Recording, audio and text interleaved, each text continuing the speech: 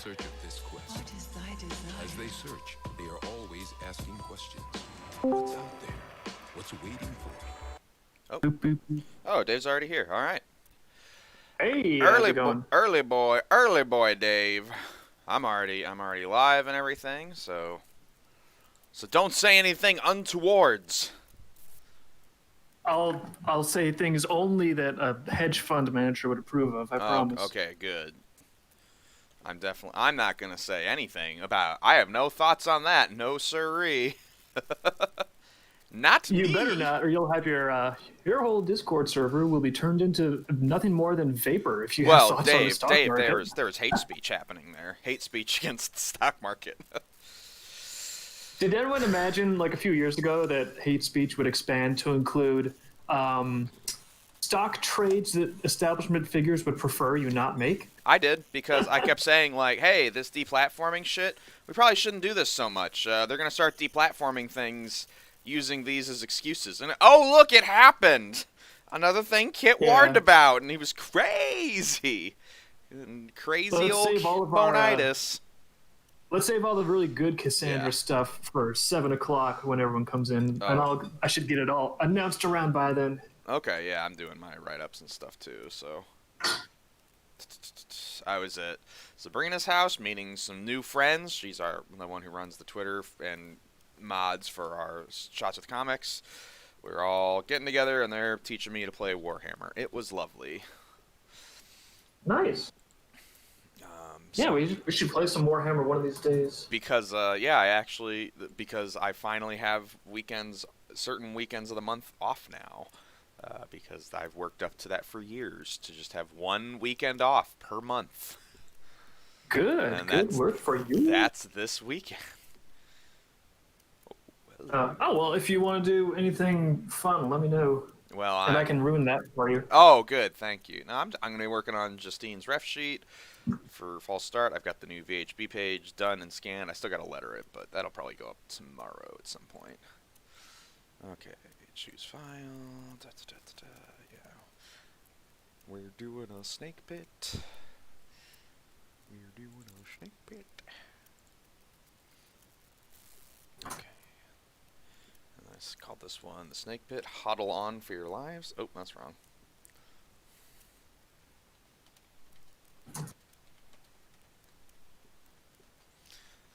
Always set the submission rating as adult, because I am not letting nothing's getting by me. Okay. I know this is the thrilling part of the stream, when I set up the announcements.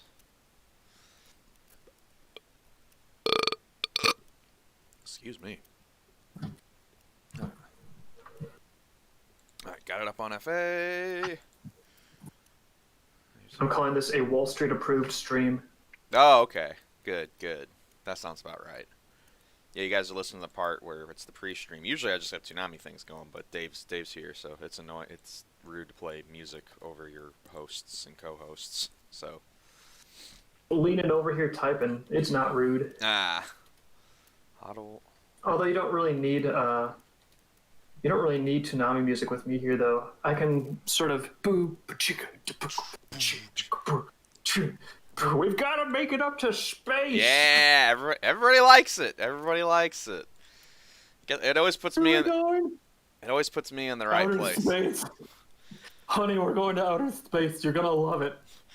Trust me. What's funny is those are all like bits from Gundam, and going to outer space is where you get horribly murdered in Gundam. So.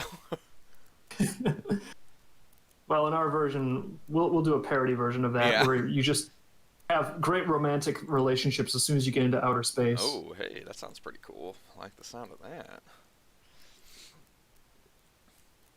I was explaining the furry girlfriend. Oh, hello, someone did something. I was explaining to the 40K players. I was explaining the furry girlfriend phenomena to them. They learned what I did for a living quickly and had lots of questions.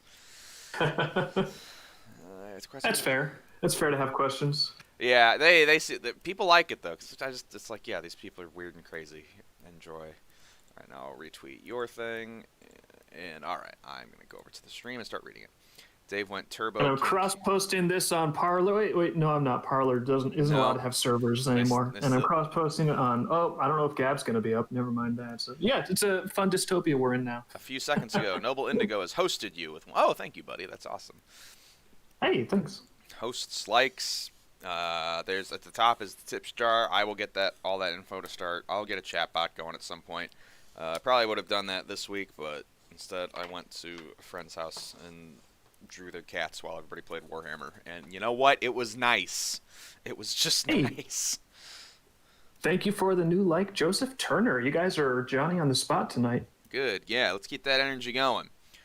I haven't streamed yet. It's more a show. Oh well, hey, every bit of support counts. It all adds up. We need a big foundation of support to keep this thing moving. We really do, and I like how my Clip Studio stream was just staring at a D20 for no reason while I was setting that up. I didn't even realize that was on there. What is that? Why do you have a D20? I'm setting up add-ons in the Volume 5 campaign, and okay. One of the add-ons is so I've got to get a picture for everything, and then I've got to weigh how much it is, and then I've got to go in to make the levels on the photo actually look like I have a lighting setup, which I don't. There's many steps. I'm trying to get my mom to part with one of her old she's got one of those pure white photographing booths. And I'm trying to get her to part with one because she doesn't use it. I think she actually was. Yeah, right. I always get stuff from them, and I just drop it off at your house, like the pachinko machine. That was the big one. That's the new economy, is things that the boomers forgot that they had. Hey, I'll take advantage of it. I'll take every bit I can. That's all I got. Yeah. The real Ybot says it's the boys. It is. The boys are here. Very, very few ladies. Actually, kicking things off, I'm going to be doing some redlining on a piece of art because this request has been sitting there forever. Oh, let's see that. Oh, I see it on the screen. Yeah, okay. I was about to say, that's not Dave's art. What's going on here? Piece of art I'm looking in the corners for the signature, and now I'm a terrible person for not remembering out of hand. Their actual name. Anonymous Human. Anonymous Human. So I'm just going to do some redlining on these. There's Nico. Oh, hey, is that you, Nico? Yeah, I do. On mic, sorry. Good to have you on, Nico. I think Hazen has to rest his vocal cords. Apparently, he's been running around screaming at Wall Street in the stock market for a long time, and he needs to make sure his vocal cords don't blow out, so he might not join us tonight. All right, that's fine. I did not know he's been doing so much yelling.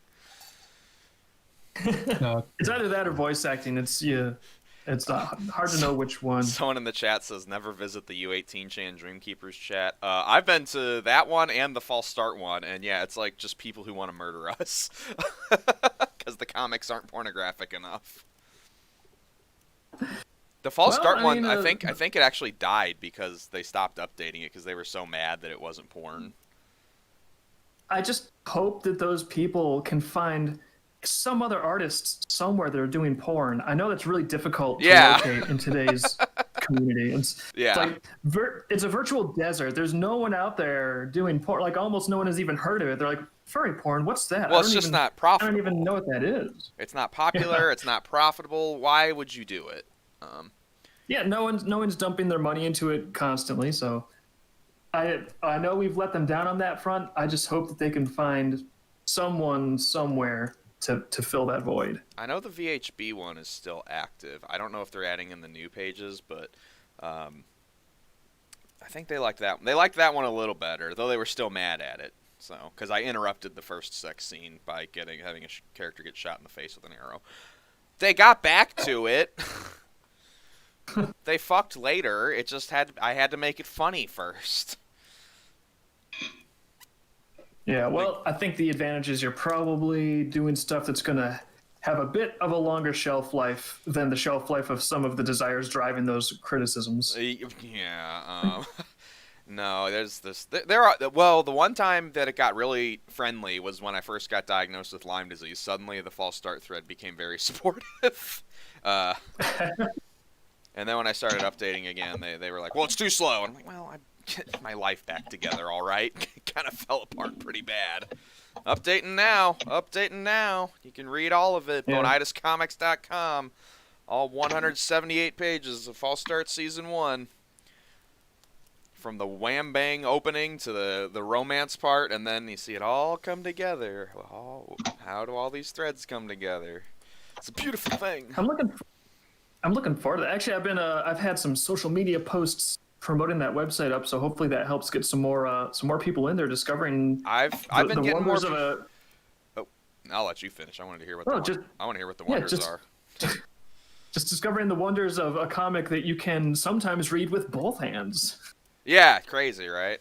There's some mild nudity, but nothing crazy. I literally have. Yeah, well, it's like I like the fact that you're not afraid to go there, but at the same time, it doesn't devolve into just servicing that and nothing else. Yeah, I wanted to tell a story, and it turns out people do a lot of things in their life. Having sex is just one part of the glorious human experience. So. Yeah. Why not paint it all? But don't worry, there's a new VHB page going up tomorrow that does feature plenty of nudity, although it is a comical half-naked chase scene that I'm very, very proud of. I think it's funny, so. I've interrupted another sex scene. People are going to be fucking furious with me. He keeps starting the sex and then something funny happens! There'll be a big three-way at the end of the issue, don't worry. You guys are going to get what you want.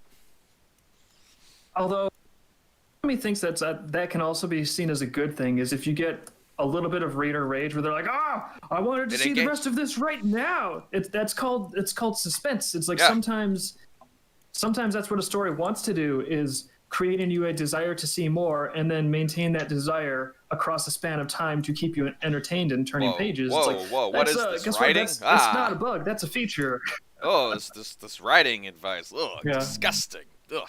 No, you just constantly draw everybody's favorite characters having emotional moments and sex. That's it. That's a real comic.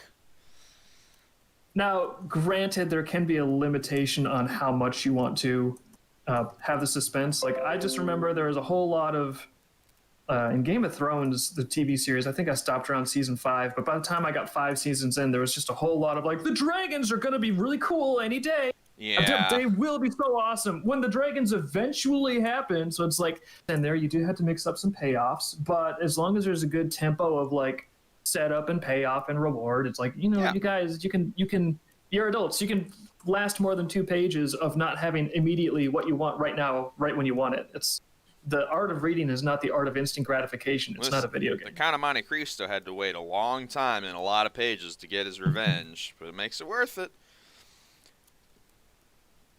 I was gonna say I had something. Well, with Game of Thrones, it's probably good you stopped at season 5. That was after that it really tapered off. So you made the right choice. Yeah, it was just what the library had at the time. But then like later on, I heard people it gets so like bad. not liking it. So I was like, you know what? Maybe I jumped off this thing right at the right time. You did. Now let me yak about this thing that I'm redlining a little bit. Yeah, let's hear it. Did we figure out who the artist was? No, I'm a dummy, but they're nice and I like them. Oh, all right, good enough. But anyways, I did some sketchy stuff over top of 3 characters here, and this is so you can see the red line a little better, even though they're blue. So for this character, you notice she's kind of got like a bit of an arc going. So I just decided to take that motion arc. Let me get another layer just to doodle on here while I'm talking. So I decided to take like this motion arc that she's got, and it goes through this back foot up to her head. And I basically just wanted to exaggerate that a little bit more. Because right now she's sort of got her legs crossed. If you look at her feet in this pose, we got a foot here, and then she's pretty much directly centered above those 2 feet, which is realistic. That's how people stand, but it doesn't look very dynamic because it's not very dynamic. It's kind of stiff. Yeah, her action line on her spine is basically just a parentheses, so not enough. Yeah, so I just tried to accentuate that action line a little more.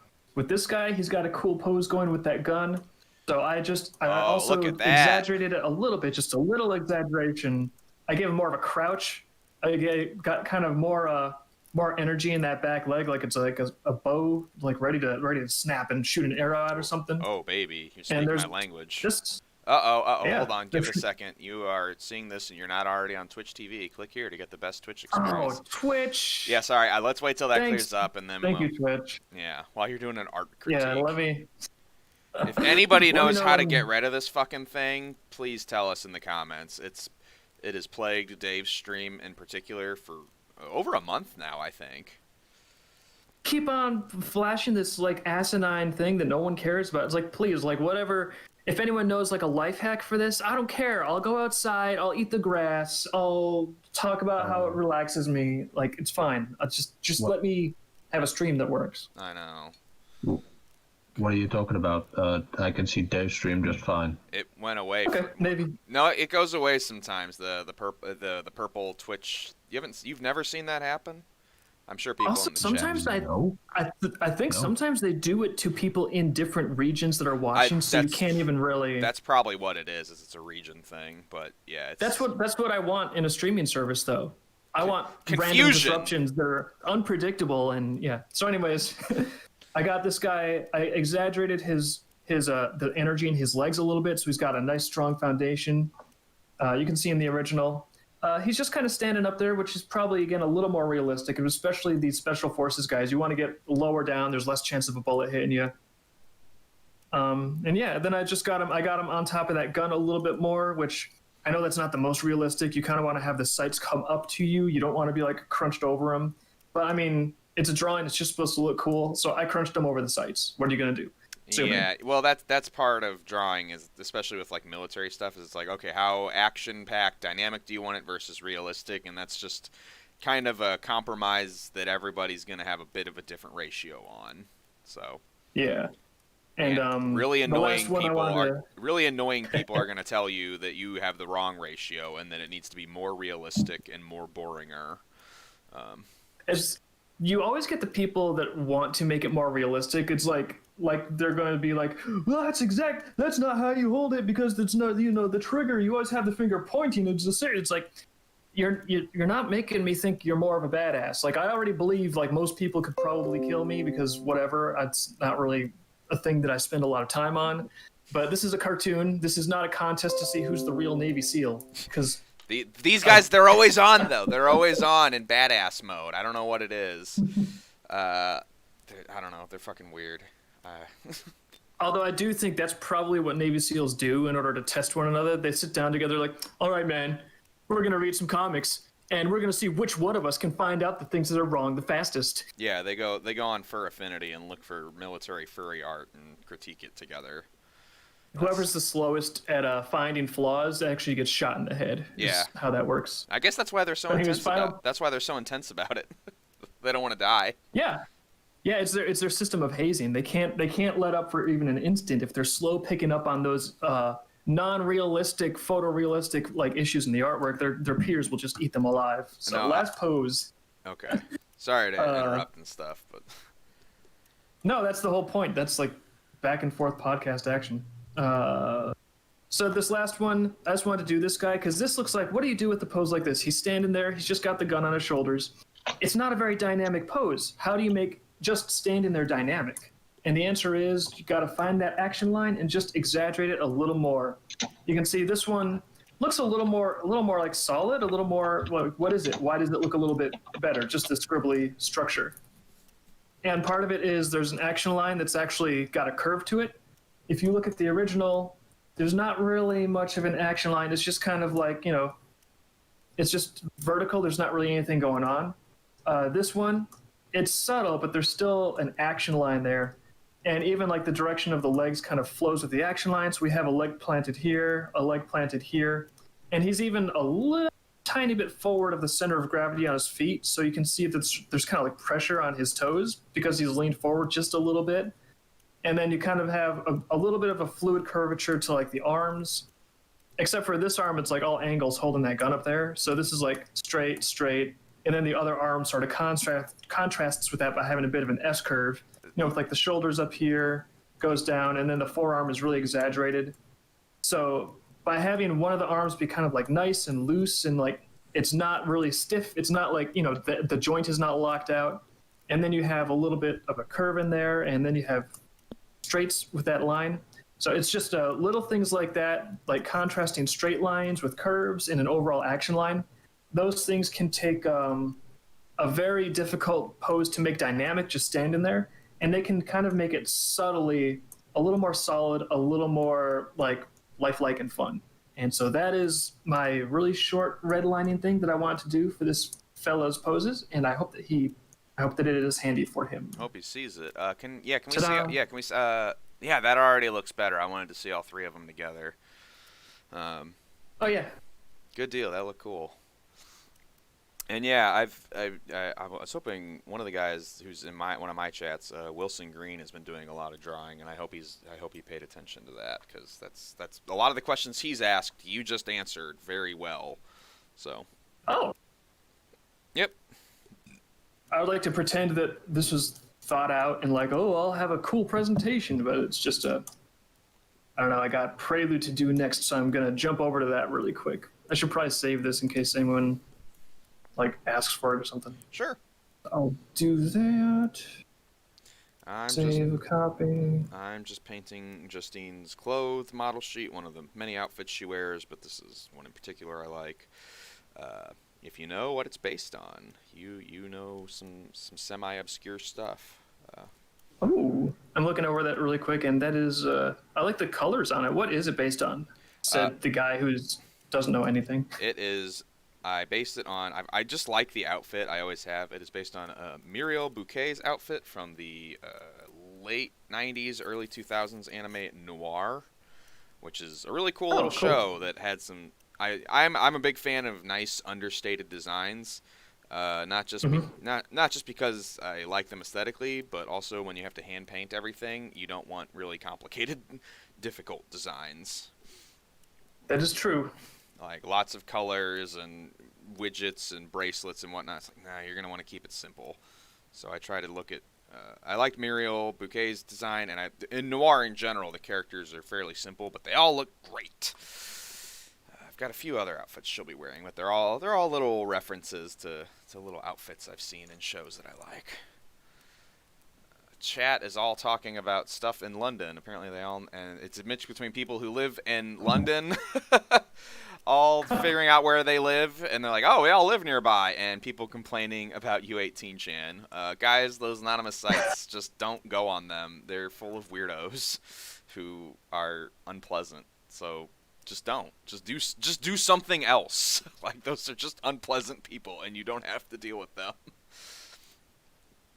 You can find, some of those, you'll find, I've browsed them before, and you'll find legitimately good critique, but it's mixed in with a lot of people's just kind of personal issues masked as critique, where it's like, oh, this comic needs more of this, and it's like, no, that's just what you want to see every comic be, because you like one thing. You'll see a lot of that. Yeah, and I mean, gotta let people talk about stuff they want to talk about, but at the same time, maybe it's different for readers, but as an author, it's sort of like you gotta start to figure out what is a good use of your time, and thank you for the new Thomas Lee Hayes. Figure out what's a good use of your time. Figure out what is critique that helps you make stuff cooler versus critique that is just trying to inject someone else's desires into your work. Because once you pick up on the difference, it'll make your life a lot easier, because you know which one helps you and which one you just don't need to focus on. Yeah, that was something I had to learn in art school, was because I don't know, when you were in art school, did you guys do the thing where you all pinned your work to the board and then everybody critiqued everything?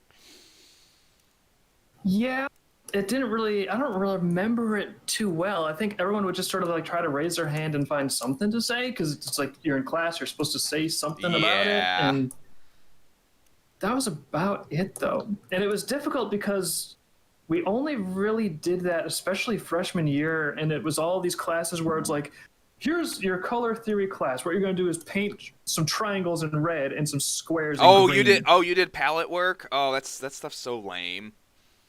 It's like, I understand it's important to understand color, but this stuff was not learning really to understand color. Like, there's maybe a little bit of that in there. It was mostly busy work. No, it was mostly like, hey, in James Gurney's painting manual, your time. And James Gurney, one of the best living painters on earth, in his manual that I read over Christmas break, he opens talking about this exact exercise and how he was like, even in college, he was like, there has got to be a better way to learn this stuff. And that's why he writes the books he does, because he thought those exercises were so stupid and pointless. Well, hold on now, because there's a lot of value in art college. I mean, how much money does one of these James Gurney books cost to learn these precious things? They're like, $20 to $30 each. All right, well, for a mere $90,980 more, you can learn this in a much more time-consuming manner with peers that are not pleasant. So consider art school, kids. Yeah, oh boy. Art school from two guys who did it. I think, we both got stuff out of it, and we obviously use our educations, but at the same time, sometimes you look at it and you're like, did I really pay that much for this? For these people? Oh. I got married eventually, so that was worthwhile to meet my wife there, but it wasn't exactly what they were advertising. Yeah, I did not meet mine. I dated a very nice girl while I was in college, but not wife material. Ended up with a husband instead. So, did art school turn me gay? You decide. Speaking of gay, does anyone in the chat have any opinions at all about Wall Street this week? Oh, because yeah. apparently that is all the rage that people are talking about is. I mean, people have every right to be really fucking pissed. Or I should say all the rage that people are trying to talk about, but apparently if you talk about this too much, like say you have a Discord group on the topic, you will just be wiped out and your Discord channel will be erased, because suddenly if you're It's hate speech. doing financial things that this hedge fund guys don't like, turns out you're a Nazi. It's hate And you're speech. not allowed to talk. Speech. Well, yeah, I made fun of one of the guys. I got my most popular tweet ever, making fun of some idiot journalist who was saying that stuff. I asked him if he had a brain defect or water in his brain, and I got 1,500 likes on that. Just none of my artwork or comics that never gets that many likes. Just me asking some blue check mark if he has a birth defect. So you realize the one thing we have to figure out how to do is how do you make people understand that when they read false start, they are sticking it to Wall Street? I mean, you kind of are, because that comic is ridiculously anti-censorship and contains a lot of ideas that furry publishers don't want to touch and mainstream comic publishers do not want to touch. Such as, oh my god, it's a gay interest comic where the bad guy isn't homophobic? Whoa, can't do that. That's going to make people are going to have a little too much to think with that going on. Jesus. Man, I'm so excited for the physical book to be in my hand. I'm fucking jacked. I can't wait until it's Paul starts to be translated. Yeah, yeah. Oh, well, if we get it in the Dutch, for a while there was a guy translating it into Spanish, but I think he dropped off because back when I got sick, which, understandable. Plus he had, college to do. Yeah, it happens. But things are, I don't know, it's just, I'm excited about our projects, and I just got to mix that in with making fun of Wall Street, I guess. At this point, what else do you do? It's so it's so clear that the real line's kind of dividing the country. It's like, no, it's the ruling class, and then the peasants. And the peasants, just, you need to shut up. You're not allowed to have any kind of influence or any kind of power. And if you figure out a way to have even a tiny bit of anything at the expense of the ruling class, they will lock hands. The media, Wall Street, the political class, they will just lock hands, and they will fuck you into the dust. I mean, watching this play out in real time was unreal. Just how blatant it was. And I'm sitting here Mr. Blackpill, just being like, and no one's gonna do anything. Like that's been, I think, what's the most distressing, is just these horrible, obvious injustices happen, and then nothing gets fixed. It just gets worse. Well, and the thing is, too, at this point, that's why it's really useful to understand it as a power dynamic, because, I don't know, we to be honest, we don't really live in a society we don't live in a society? Not one that has a unified rule of law. The law clearly does not apply to the ruling class the Well, way it yeah. applies to us. Well, yeah, that was what we saw very blatantly with this. Was like, oh, they're playing the game the way the Redditors are playing the game the way Wall Street has for years, and they're winning at it. So we just turned the game off. If anybody in the chat doesn't know what we're talking about, I can explain it. But I figure most of you guys have been following this shit to a degree. But otherwise, I can go over it quickly. In here we couldn't because we have riots every night now against the curfew. Whoa! Like against you guys have a COVID curfew or something else? Yeah, we have some useless curfew that is somehow even stricter than when we were occupied by the Nazis, like by half an hour. I'm so sorry. I didn't realize. Sorry, that's really funny. It's bad. It sucks that's happening, but just hey, it's worse than the Nazis. Oh. Have you tried? There's actually something that helped COVID a ton over here. It cleared it up really. Have you tried electing Joe Biden? That's what we did. It just and goes away. Like it's worked wonders. It goes away instantly. Immediately overnight. Well, currently we have a decommissioned government, so they're technically not even responsible. Does that mean you don't have to pay taxes? No. God, yeah, see, it never gets to that. Ugh. No. Although I must admit, we usually have in this country we usually have state commercials about the taxes under the motto of we can't make it any nicer. We might as well make it easier for you because it's already a burden paying. You might as well not be burdened by the paperwork. Yeah, that's the thing over here is the paperwork is a nightmare. Every year, it's so stressful. Oh, in the Netherlands, they're streamlining the shit out of it because they want their money. Yeah, I know in France they make it pretty simple. They've done the opposite here, I think, because there's a whole industry that is supported by the dense nature of it. I think the term Scott Adams has used before is a confusopoly, where they deliberately make things difficult to understand so that way they can kind of do whatever they want in terms of pricing structure. And also with the thing is, like, you can't have corruption happen as easily in a transparent system. You want a totally opaque system with 1,000 little loopholes. And then when no one knows what's happening. So no one knows what's happening except for the people that wrote those loopholes for their donors in back rooms. Yeah, isn't it like the current press secretary is like they took like $800,000 from Melvin Capital? Yeah. But we'll circle back to that. We'll circle back to that. Don't worry about that. I mean, it's just like that's just right there. That's the craziest part is you can just find so much corruption just right in the public record, and it's like, what are you gonna do about it? Like that's the big thing. It's like, all right, you're aware. Now what? Well, the strange thing too is there's like a whole category of citizen that stuff they never see it. It never crosses their radar because the media companies are completely in bed with all of this garbage. Like, so it's like, why does nobody know outside of like, heavy Reddit users or whatever? Why does no one else know about all these horrible corrupt ties with this press secretary in Melvin Capital? Because the media is not interested. Yeah, they won't report on it. Like, if they want you to hate something, they will just scream regardless of any lack of evidence until the cows come home. And then if they don't want you to be aware of something, they just don't talk about it. And again, that works on a shockingly large amount of people. I mean, to a degree, it even probably works on us. Think about all the stuff we're not mad about because we never heard about it and we still haven't. The Dutch government's also very good at that. Oh. Yeah. They're basically always engineering that sort of shit.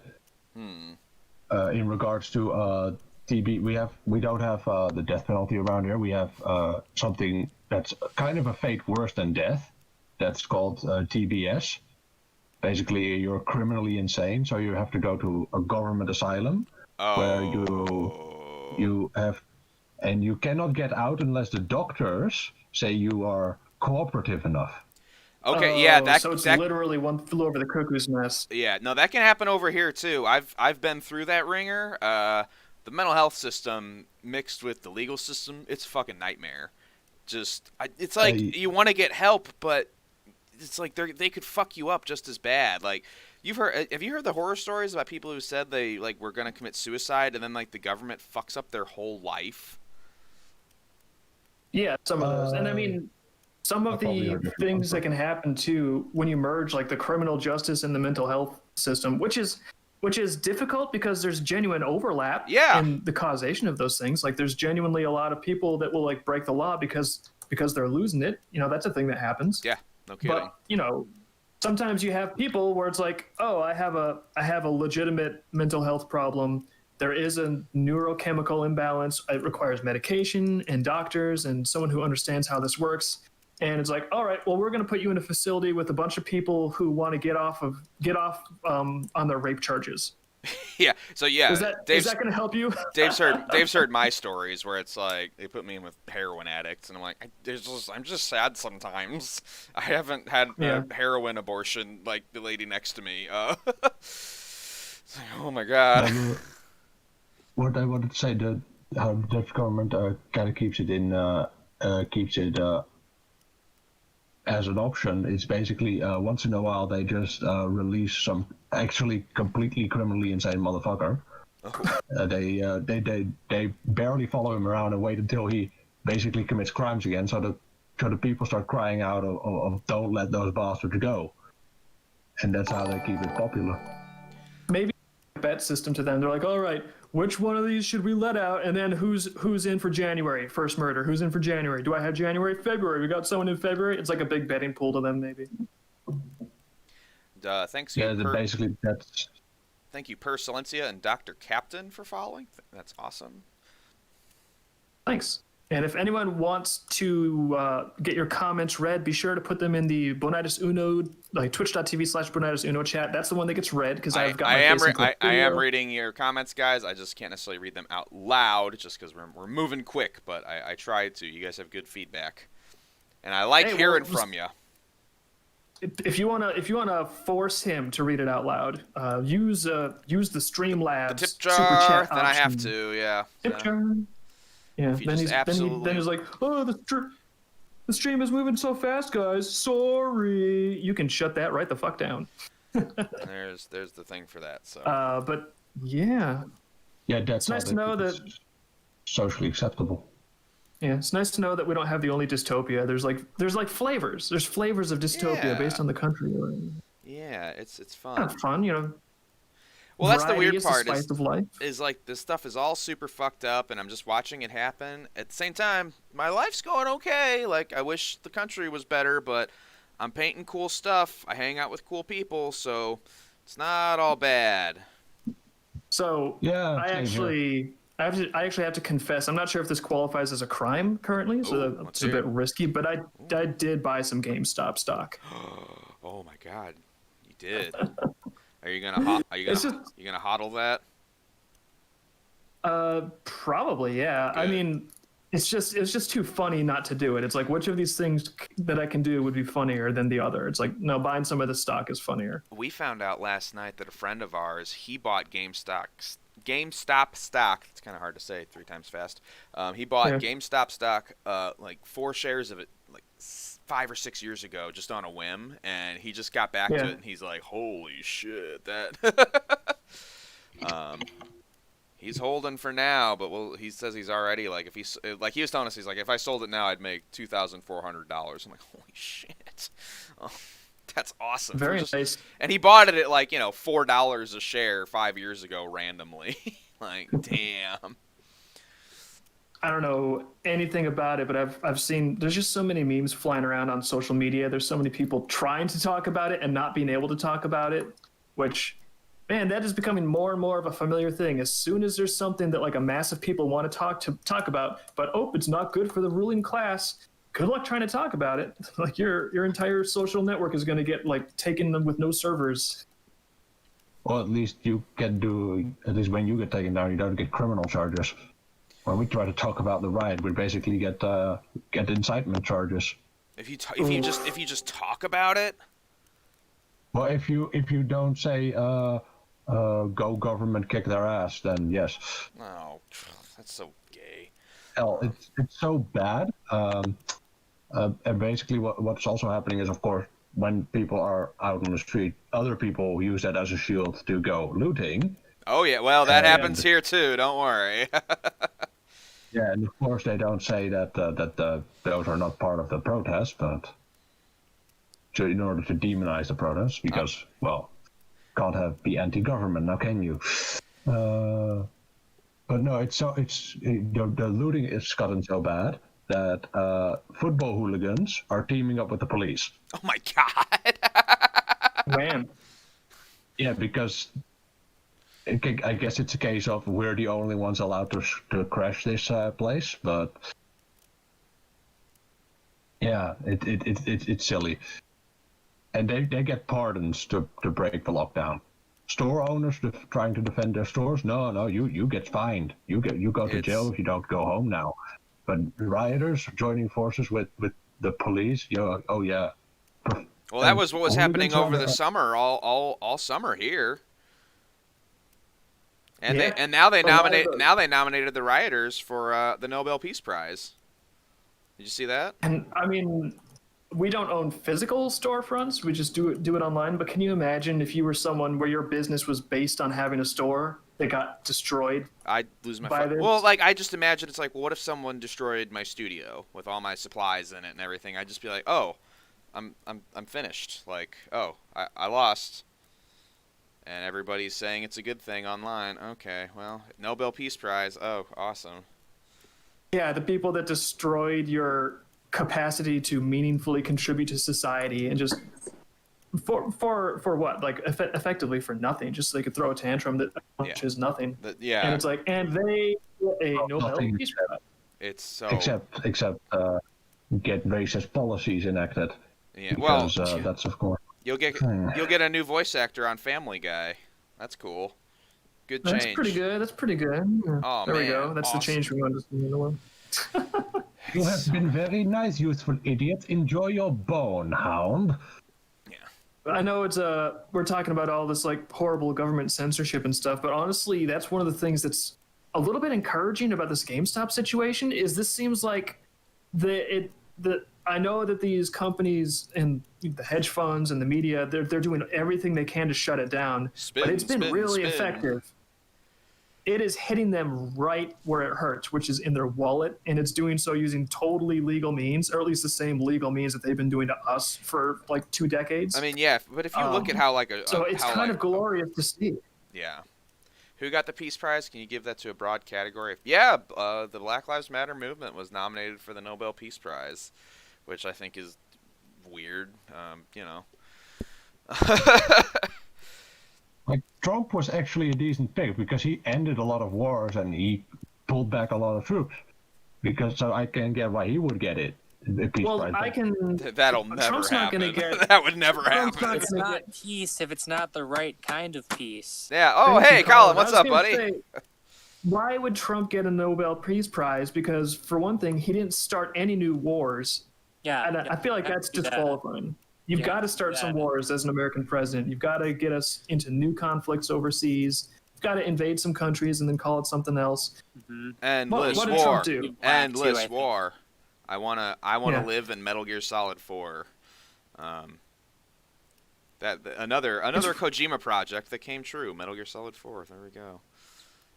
So weird though, because if Black Lives Matter is going to get a Nobel Peace Prize, it's like, okay, so literally to get a Nobel Peace Prize, destroy other people's property, like just outright destroy it. And but if you try to end wars or wind wars down, or even if you just like protest peacefully or something, or if you stay in your homes and try to like talk to people on the internet about what stocks to buy, oh man, we're gonna have to put you away. It's weird.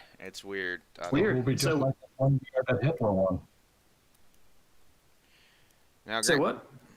It will be just like that one year where Hitler won the Nobel Peace Prize. I don't think. No, he didn't win the Nobel Peace Prize. He was Times Person of the Year. Oh, maybe he was nominated then, because I do remember he was in the running at one time in the 30s because of how he handled one of the prelude events. To the war. Okay. Well, good for him. Gotta give everybody. Maybe if he'd won it, maybe if he'd won that, we wouldn't have World War II.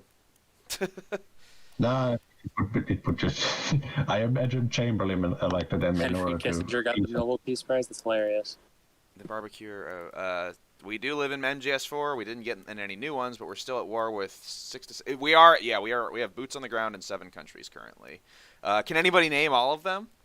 Nobody can, because they don't report I on can't. it. Yeah, they don't report on it, but we're on the ground at 7 countries. I looked it up the other week, a few weeks ago, and even I can't remember. They're all in the Middle East. They're all Middle Eastern countries, of course, but it's crazy. Also, it's fucking crazy. This is back to the GameStop stuff. But Colin, do you remember that headline you shared a couple days ago? Like all these people on the stock market are Nazis, or some joke headline like that, and we're like, oh, Yeah, that's fake. and then I saw you shared one that looked like it was real about alternate scrolls.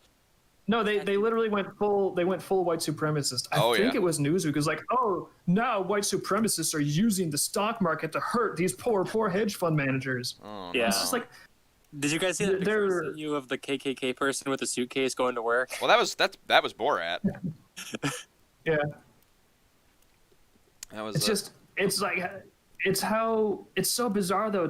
You'd think it's so transparent and people would just see right through it, but it's like, gee whiz, as soon as people are banding together and making some financial trades that might benefit them at the expense of hedge fund managers, oh, suddenly we need to stop these white supremacists. Yeah, and if you actually, When well, did that well, that's the crazy part about it is if you look at most of our lives, like, I guarantee you those guys on Wall Street have a much larger negative impact on your life than any white supremacist ever has. It's just one sounds much scarier, but like I've met white supremacists. I brought it up before. They're just like weird losers. They don't matter. They're just a big boogeyman. Are there a bunch of them? Sure, but not that many. Because they're weird and people don't generally like them. But bankers, Wall Street guys, there's a lot of those, and they got a lot more. They have a lot more money and power than like Cletus and his buddies. So what do you guys think are the odds of the far left and the far right waking up from their retardation and realizing that they have a common enemy? 0. Well, if they do, it will end up like the Molotov-Ribbentrop Pact. It will be temporary, and then once they've achieved their goal, they'll just wait a bit, rearm, and then just go back at it like nothing ever happened. Could we have them do that on like a designated island though? Could we have all the people like, oh, far left people, far right people? If we're gonna, sort of like what's that movie with all the Japanese school kids? Battle Royale. Battle Royale? Yeah, we'll just have everyone we'll tell everyone, hey, there's a new special Twitter verification system. It's called like the red check, and it's like the red check and like the blue check, and you got to come to this island and sign up for your new verification badge in person. And all the people that really want to be hardcore on like one side or the other, to the exclusion, it's like, oh yeah, if we get more people signing up for these badges and those badges, everyone that has those badges will die. Like. Then everyone goes to that island to get their verification badges. Like, okay, here's your badges, but I've got news for you. Only one person is leaving this island alive. Yeah. Hey, in the book, 2 of them leave. Let the alive. games begin. Let the games, yeah. Yeah. Battle Royale, good. Who knows? It's actually happening. Apparently, some right and left survived, groups. Apparently, some small right and left groups have tried to put aside their differences. I haven't seen that, but that's what chat's saying. Oh, that's impressive. Also, thank you, Wilson Green, for subscribing at Tier 1. And also leaving the comment, Robin Hood is asshole. I like the bad grammar. That makes it better. Yeah. I'll be back in just a minute. Keep rolling. You know what that reminds me of? What does it remind you of? I saw it was an Onion article next to something that the CEO of Robinhood did. And the Onion article was something like, I'm trying to remember which one was which. Yeah, that's when you know things are bad. Hold on, I think I liked it. Let me see if I can pull it up. But like one of them was like about how like CEO throws employees pizza party so that they don't revolt against him or something like that. And then like the actual one was like the CEO of Robinhood like gave all of the employees like $40 like gift certificates for like Grubhub or something. Because they were upset about what was going on or something like that. Huh. Man, these people are bizarre. If you heard people crying about the Nazbol vortex recently, that's what it's about. I have not heard about that, but that sounds weird and interesting. So carry on. Billy just keeps typing Mortis. I don't know why with weird, like, the Zodiac Killer letters. Actually, one thing I was thinking would be amazing. I almost want this to happen. Is if we get another Wall Street bailout, and it's so transparent. Because again, like when the housing market exploded, you could have them be like, "Oh, well, the housing market, it's so complicated. We have to give billions of dollars to these guys that we know on Wall Street. Obviously, hand over that tax money, pleb. You know, we're gonna give it to these rich guys that just really need it. We can't afford to let them fail." It's like, okay, most of the public probably thinks, well, houses are important, so I guess we have to give them all our money. But with GameStop stock, Yeah. with GameStop stock, if they have to listen, American public, you see, all these retards bet really hard against GameStop, and it turns out they're the dumbest people alive, and the market's going in a different direction. And they're so good at trading that their entire livelihood and your whole civilization will collapse because of this one asinine position they decided to take. They're so good at trading, they can't withstand one bad choice. They have to have the market rigged to make them win every time. And oopsies, this time some of you woke up, and some of you dirty little plebs, you actually had the opportunity to benefit yourselves from the market. And you have to understand that can never be allowed to happen again. And now we need to take your money to give it back to these poor hedge fund managers.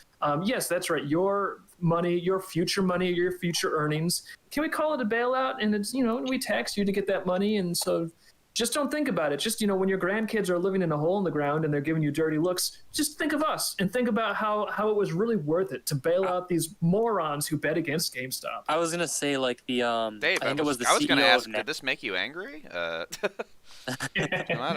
Not really. I think I'm like, I'm kind of past getting like genuinely emotionally perturbed over it. It's just at this point, it's just ridiculous. Like incredible. Chat is saying, I don't know if it's true or not, but Robinhood made people sell their GameStop stocks, but then people in the chat are saying they did, and they said for your own good. And I don't know how true that is, but that's fucking crazy. I know they limited the buying to one stock at a time. Which what does that mean? Like you can buy one per day, per hour? Like how does that work? I heard that they stopped all the buying and you could only sell. They didn't allow you to buy it on Robinhood. It's moving very quickly, the situation, and I've followed it somewhat. It's crazy. Soon as there's a risk of these fat cats losing on one trade, they immediately demolish and restructure the function of the entire market just to serve themselves at the expense of everyone else. The chat is just like on fire tonight. God, I'm glad I don't have any commission to draw this week because Christ, you guys are rip roaring wound up, and I'm glad you are. You should be. No, I was gonna say Dave was talking about the rich people crying. I think it was on CNBC or something. I believe it was the CEO of NASDAQ was on there saying how it was like predatory behavior that was targeting the rich or some shit like that. Yeah. There were people there was someone in the chat saying when I saw that billionaire on TV crying, I laughed. They were bringing on people to be like, oh, they're bullying us. It's like, oh, fuck off. Yeah, really.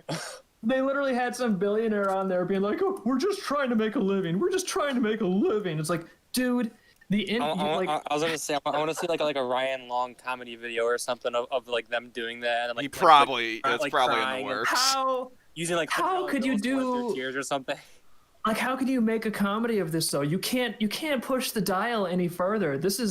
You can't satirize this. You literally have billionaires on TV sobbing because their GameStop stock is not going the direction they thought, being like, oh, you little people, you're trying to gang up on me. I'm just trying to make a living. They're billionaires. Like, the interest from their savings account alone could support 100 of these poor bastards just trying to get a little bit of GameStop stock for the chuckles. I could think of a parody for this. Oh, yeah?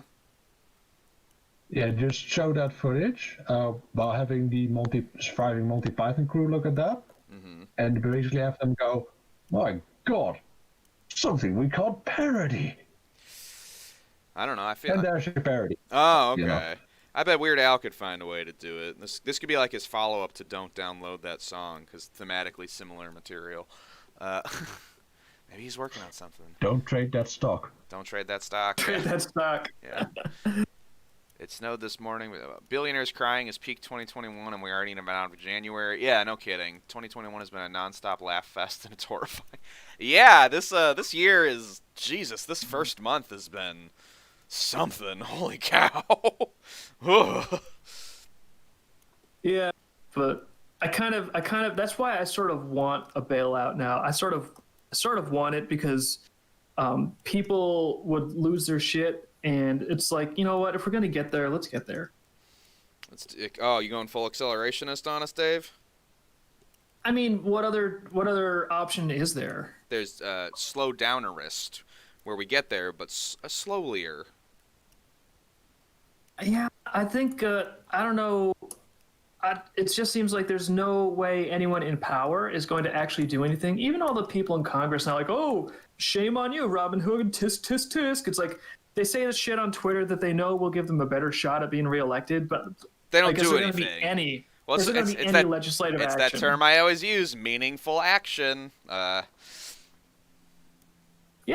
And then, so I think even the Congress people, like, taking the quote unquote correct positions on Twitter, they're just playing some chin music for all of us stupid plebs. And if we like the chin music, maybe we'll remember that and elect them again.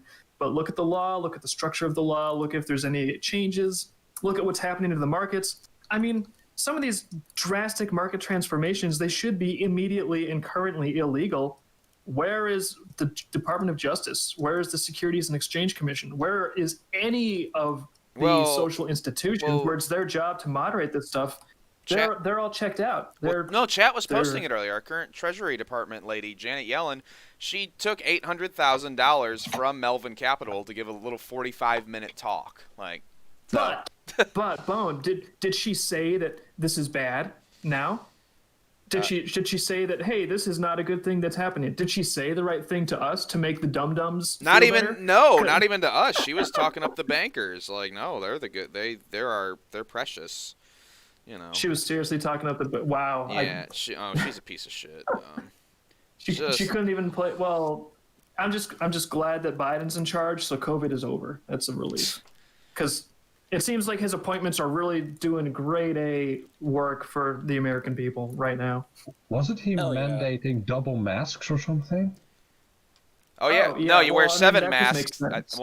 Colin figured it out. If you wear 7 masks, you end racism. No, if you wear 6, you end racism. If you wear 7, then racism continues forever. Oh right, forgot. Yeah, and if you wear everybody don't wear 7 masks. That's the last thing I would do. Shut up, Colin.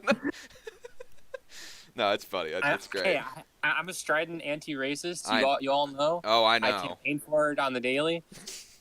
God. You're gonna get me kicked off Twitch, aren't you? You're worse than Larry Boy. Hey, I'm speaking truth. I'm speaking my truth. Oh, okay, good. Lean, green machine, Larry Boy. We're cruising for a copyright strike now. I gotta stop that. This stream has become so adoringly based. Oh, thank you. I had to explain what based was to a friend the other night. That was fun. The thing too is, like, I don't even know if I'm right about all of this garbage. So anyone that knows better, feel free to chime in. That's just how it seems, and it's weird that they can manipulate these stocks to the point where they can again restructure the functionality of the entire market just to protect their precious hedge funds. Whereas we can't sit here on stream and sing Larry Boy without getting copyright struck and taken off the internet. Yeah, like. Just be aware. That's how much power be aware of how power really works. Yeah. It's like, it's like they have the ability to restructure the market after a weekend decision. Like, this market's not working for us. Let's totally transform the rules of the game immediately. Where it's like, can we please sing a Larry Boy song on our stream? If we do it poorly enough, would you permit us, please, to sing a song that is from an animation that we liked during childhood? And there's like, no, you can't do that because those people need your money. We're gonna have to rip you off the internet if you sing something, you piece of shit. What are you, some sort of like bandit? Yes. See, that's why I was making the "don't download this song" comparison. It all ties together. Yeah, it does. It's elegant. I like it. It's like a giant spider web. Onion. The chat is just like developing a mind of its own. It's like the Akira blob. Well, I don't know what's going on in there. You got to fill me in. It's going very fast, and some people are commenting on stuff we're saying. Other people are having their own conversations, and there's bizarre memes and emotes happening. It's like I said, it's out of control. But no one's saying anything that could get me banned, so I don't care. Okay. The auto mod hasn't gone off at all. It's probably busy screening for like $GME comments to rip those off. We live in part MGS4 and part MGS2. Kojima's and Death Stranding. COVID was very similar to Death Stranding. Kojima knows. There's certain guys out there. They just know. You look at him, you're like, that guy knows. You know who they are. You just are like, oh, they talk about certain things in a certain way. And you're like, that guy knows. That's one of the. Dave knows. Hideo Kojima, that guy knows. Jackson Public, that guy's a knower. Jackson Public, yeah. They're out there. I think he's included. He's the guy who created Venture Brothers. So this whole GameStop thing is endlessly entertaining. I wonder if it's going to lead to a new form of activism that would actually work. Because that would be amazing. All of this, like, let's burn some people's stores down. Jesus. Let's wave signs in front of the Capitol building so that Congress people can fart on us. You know, it seems like none of that actually changes anything. Meaningful but action. If we could hit them, if we could hit them in the wallets, that seems like it got a real big reaction real fast. So I wonder if there's a way to actually mobilize that more effectively and have it be more organized going forward. But how would that work against a state-enforced curfew? That's a good question. Just go. What you gotta do with the curfew shit is too many people have to go out to the point where they can't arrest all of you. That's the only way to get around that kind of crap. So we have to be nighttime rebels. Yeah, you gotta do like V for Vendetta shit. Don't put on your V masks and walk out and watch Parliament blow up. I mean, not that part. Don't do that. See, that's tricky though, because that's the same argument as like, well, we just to get out from under this horrible, oppressive, unfair tax system. If they can't arrest everybody for not paying their taxes, so if everyone just doesn't pay their tax, or like if everyone they can never get everybody not. That's the issue is they can't get everybody to do it for some reason. I must admit, the riots in the Netherlands are so bad that for the first time in 40 years, the police had to break out the tear gas. Oh, Jesus. What are you going to do, cry about it? Oh. Oh, yeah, probably, because that's stuff wah. Yeah, and they have to use, like, flamethrower rigs for that, because Dutch cops are not allowed to have grenade launchers. Oh, well, flamethrowers. That's the humane way to do it. Hang on, I'll send you guys. I'll DM you on Telegram the picture, so you can see it. So if you wonder why Dave and I do all the weird survivalist shit we do, it's because of crap like this. Just makes you feel a little more secure in your own life. You're like, I know how to catch my own food, so in case the flamethrowers come out, I can run into the woods. Well, they're gas sprayers technically. I just tried to give you a bit of a visual for. Thank you. Here's a cop with a gas rig. It's almost like it's so perverse. It's just at this point, all you can really do is laugh at it. That's why it's farcical. I can't really. Yeah, it's like I can't really be angry at this stuff anymore because it's like, well, how long am I going to be angry at a situation that doesn't look to ever improve? But now you have like the police out there to use flamethrowers to spray citizens with tear gas, law-abiding citizens, if they try to just leave their own residence in the city they live in at the wrong time. Meanwhile, they're running like protection for the looters that are smashing and robbing and being like, yeah, hey, you people looting, would you help us keep these law-abiding citizens keep their heads down? Thanks, we appreciate it. We can't be spraying tear gas everywhere at once. They're also using water cannons that they usually only use on football hooligans. This is the first time in also 40 years that they've used that for political purposes, because normally they just do it on football hooligans, and who cares about football hooligans? But and it's amazing to me because Like when people are like, "Oh, how could the Nazi regime ever have happened?" It's like, are you kidding? How could it not have? Yeah. Who in the world would like stop it? Like every time someone tells a bunch of cops to like, "Hey, could you go and oppress these citizens for us really quick? Could you please spray these people with a water cannon? They just and do it. flamethrowers Yeah. that launch tear gas in their face." Yeah, they're not like, well, why are we doing this to these people? It's like they're trying to leave their homes. Got it. That's the right call. This is why I took this job. I mean, yeah, it's probably really fun to spray tear gas at people with a flamethrower. Like, obviously, everybody wants to do that, but there's a lot of things we want to do. Doesn't mean we should. Actually, chat has a good question. I've even Hold on. seen the police use water cannon on a lady that's just walking on the sidewalk. And the jet blasts her head into the wall. Yeah, that'll happen. I mean, those water cannons are... My parents actually cheered for that. They said, "Yeah, it's their own fault for not obeying." Yeah, these are the people that make Nazi regimes possible. The people that are like, that old woman probably deserved to have her head bounced off the wall because she was disobediently existing on the sidewalk. Yeah, fuck her. Chat has a good idea. For instead of V for Vendetta masks, we do V masks from Dreamkeepers. They're saying, can we get those instead of Guy Fawkes masks? I want a cute pink skunk bunny mask. So there you go. Maybe we could cause the police. Maybe that would cause the police just to die from cringe. Oh, that's harsh. Yeah, I got a joke with it though. I can't just be like, that's a good idea. Yeah. Yeah, I've sent you the news message. I'll put it in the chat as well. The Nazis. Dave, you know what that reminds me of? Have you ever seen the MDE sketch where they're talking about where they're like making tap water or whatever? No. No, yeah, it's with I've like seen Charles. that. Oh, that's a great one. Yeah. No, yeah, and then he's like they're like putting all this fucking garbage and shit in the water because like, there's supposed to be like a tutorial on how to make tap water. Yeah. And then he's like, yeah, you can get tons of this stuff in places like Flint, Michigan. And it's very relevant to where we live. And then Charles is like, it's crazy how stuff like this can happen. You think people would be like going out in the streets and then like maybe killing politicians, something like that. But I mean, I don't know. That sounds crazy. I'm not drinking the tap water. Yeah. Minecraft. This is Monster. This is Monster Energy.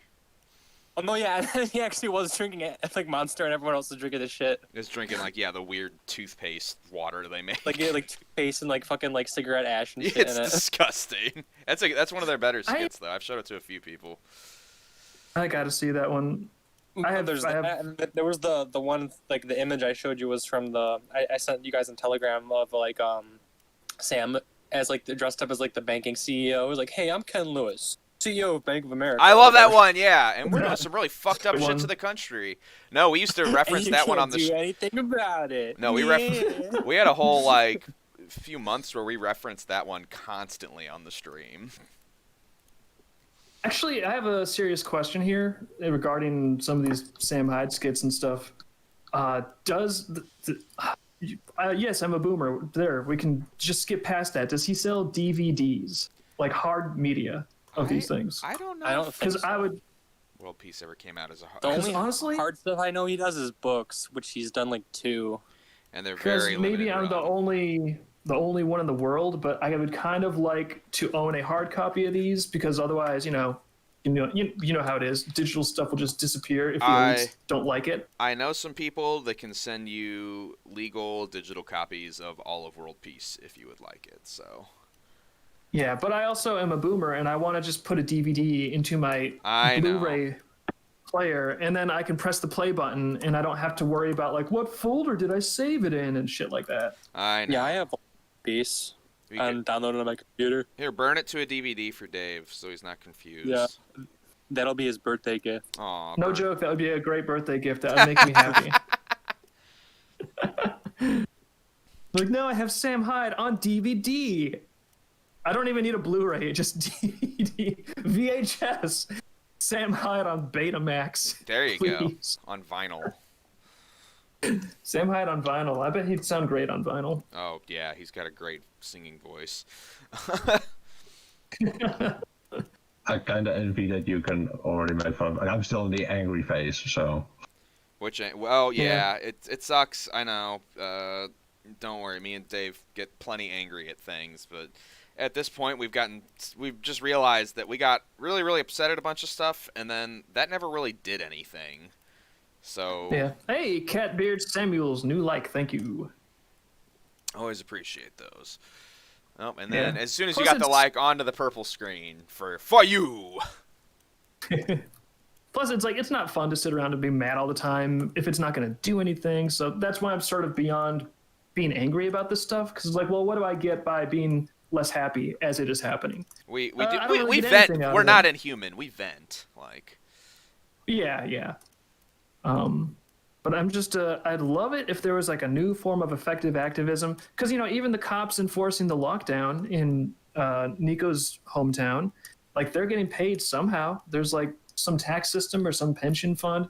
So I wonder if this I just wonder if like collective citizen-based trading would have some way of having an impact on any of this. It'd be really nice because again, it seems like the pocketbooks is the weak point of these super rich people. Go figure.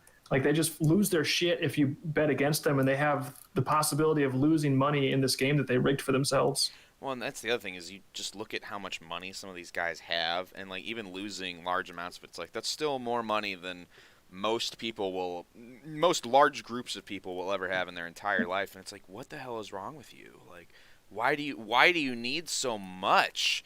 And all you're doing with it is just moving more. Like, you're not even making anything. You're just kind of moving it around to make more. Like, it's weird. Like, if it feels kind of sick. I don't know. Am I making sense here? I mean, it makes sense to me.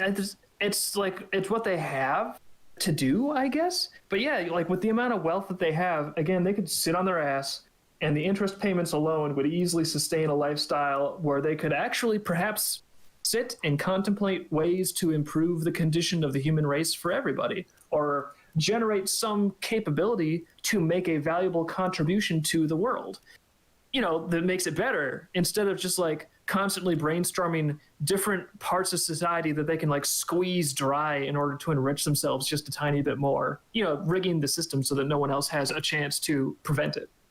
In Europe, that's no longer an option because you're not allowed to save money anymore. If you have too much money on the bank, you're automatically charged negative interest.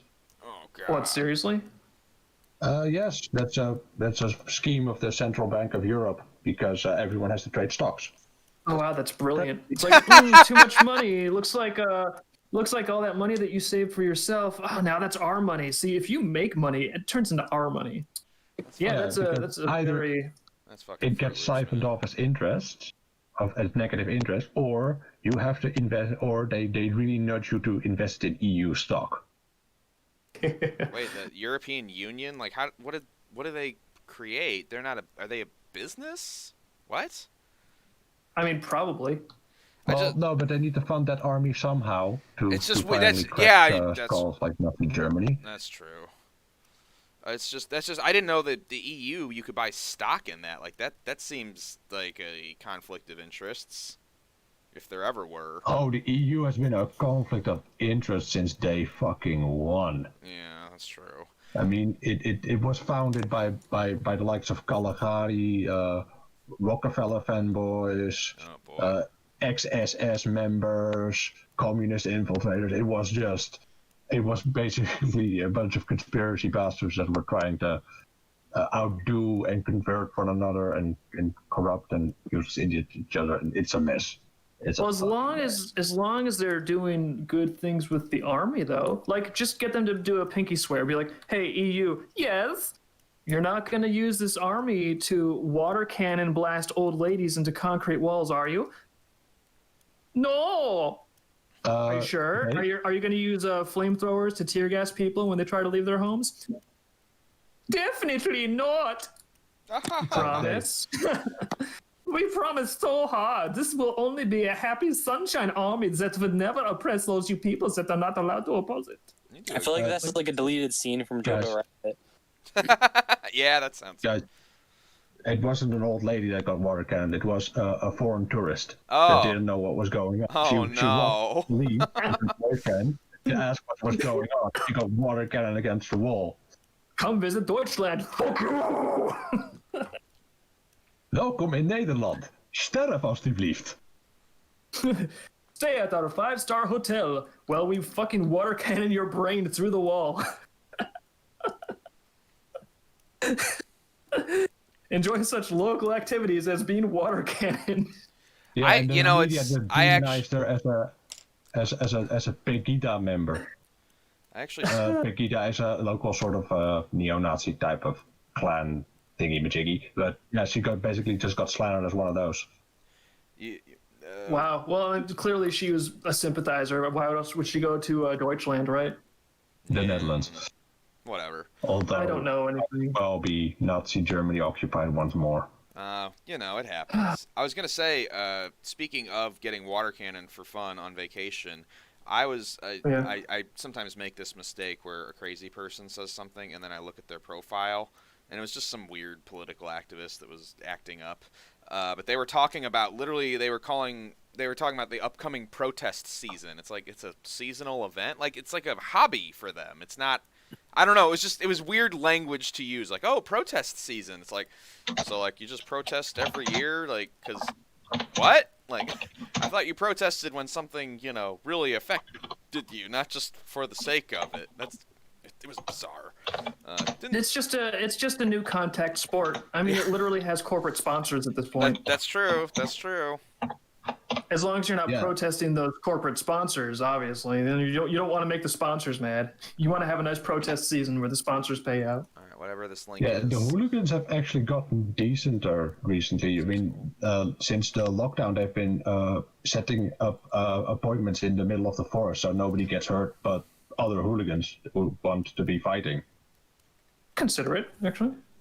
Yeah, there was also a wave of that in the 90s where they would just organize on fields next to the highway where nobody ever comes except cars that drive by, and they just beat the shit out of each other there instead of in cities with no property damage and only willing participants. So I don't see why we would interrupt. Seems like a more reasonable approach than the current United States protest sport. Yeah, and I guess chat's saying it's a sport. It's the new sport. It's an identity for some people.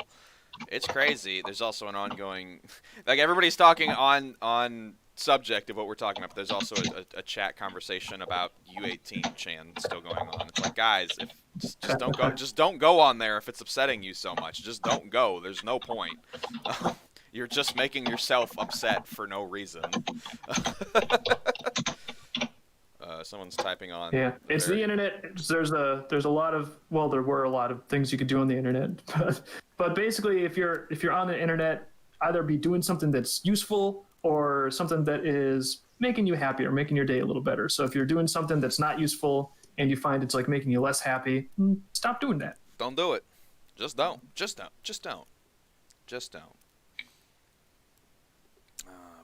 Oh, before Stop I go it. to bed, Dave, has my professor mailed you for the appointment yet? I did not check email today, so I'm going to have to jump in and look at that tomorrow. I mean, couldn't he just CC you in it, and then you'll be able to know for sure if he sent it to us? Dave, I messaged you a picture of my dick. Why don't you respond? Yeah, come on. But I'm going to be I getting into don't know. emails. I will get into emails tomorrow for sure, because I'm also setting up the shipping rates in our Indiegogo so I can launch those surveys and stuff. So I should be getting back to you and emailing you tomorrow. I'll email you tomorrow whether I got it or not, so then you know. Yeah, then I can send him an email from hey, what gives? Because he might have made a little error in something because he wanted to physically mail, as in post mail, Sure. the files around yesterday, but I told him the day before that he shouldn't because I still have some things to discuss with you and maybe Hazen and me and him and well, anyway. What? And Actually- hold on. What is this conversation that is happening? What are you talking about at all? Should we be talking about this on stream? Like, because I don't know what it is, and is this private? Like, what is this? Nico If- and us and his professor are starting a transatlantic terrorist organization. Oh, okay, great. Just what? Yes, and we are sending around the blueprints for the instruments of liberation.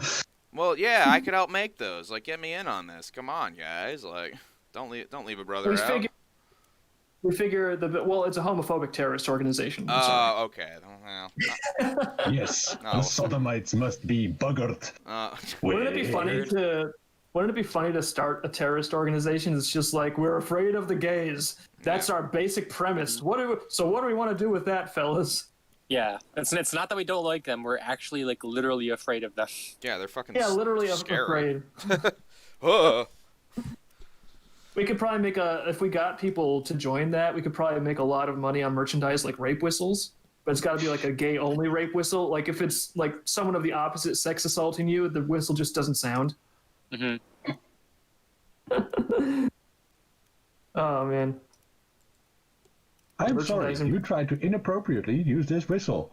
Please do not use it again. Thank you. Yeah, it's like, oh man, hold on, excuse me, ma'am, hold on a moment. I have to get my other rape whistle. This is for gays only. You know how it is. My gay rape whistle. It's higher pitched. Yeah. Turns out we had a manufacturing flaw in that. The only thing it does is attract gays because they're the only ones that can hear it. So it's just the person who uses it thinking they'll stop. Like, you're just making it worse. You're just making it worse. Yeah, like this'll stop this gay rape from occurring. And then there's like a rumble and a dust cloud that rises in the distance, and we're like, oh no. I know a Dutch, kind of long-winded Dutch joke about that. Want me to tell it? Yeah, I have not heard very many long-winded Dutch jokes, so I'm intrigued. It's not pun-based, so it will work. So. Oh, okay, good. All right. So a man goes to a nudist club, and there he's told, well, get undressed, get comfy, and go around the premises and see how you like it. And he goes to the sauna first, and he sees a very hot lady there, very pretty, and he gets a boner, and therefore the hot lady approaches him, and she says, "You called me," and he says, "Say what? You have a boner. That's a signal here where if you get a boner, the girl that gave you the boner has to have sex with you." And the man is like, "Oh, great," and they have sex. And later on, the man leaves the sauna happy, and he goes to the little convenience store that those things have there, those nudist parks tend to have, and then he farts, and then he gets approached by a very burly, very, very well endowed man, and he says, "You called, sir?" And the first man says, "What? When you fart, you have to get. It means you want to get you know what, ass buggered by the nearest gay guy." And he says, "But I'm straight." "Well, sir," the big man says, "Well, sir, that's the rule. So, afraid you're gonna have to bend over."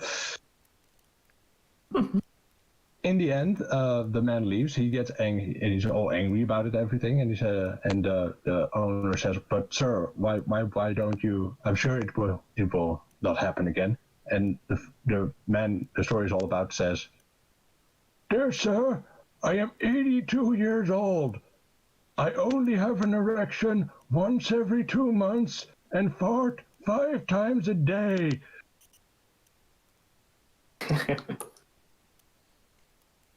That is a really, really weird joke.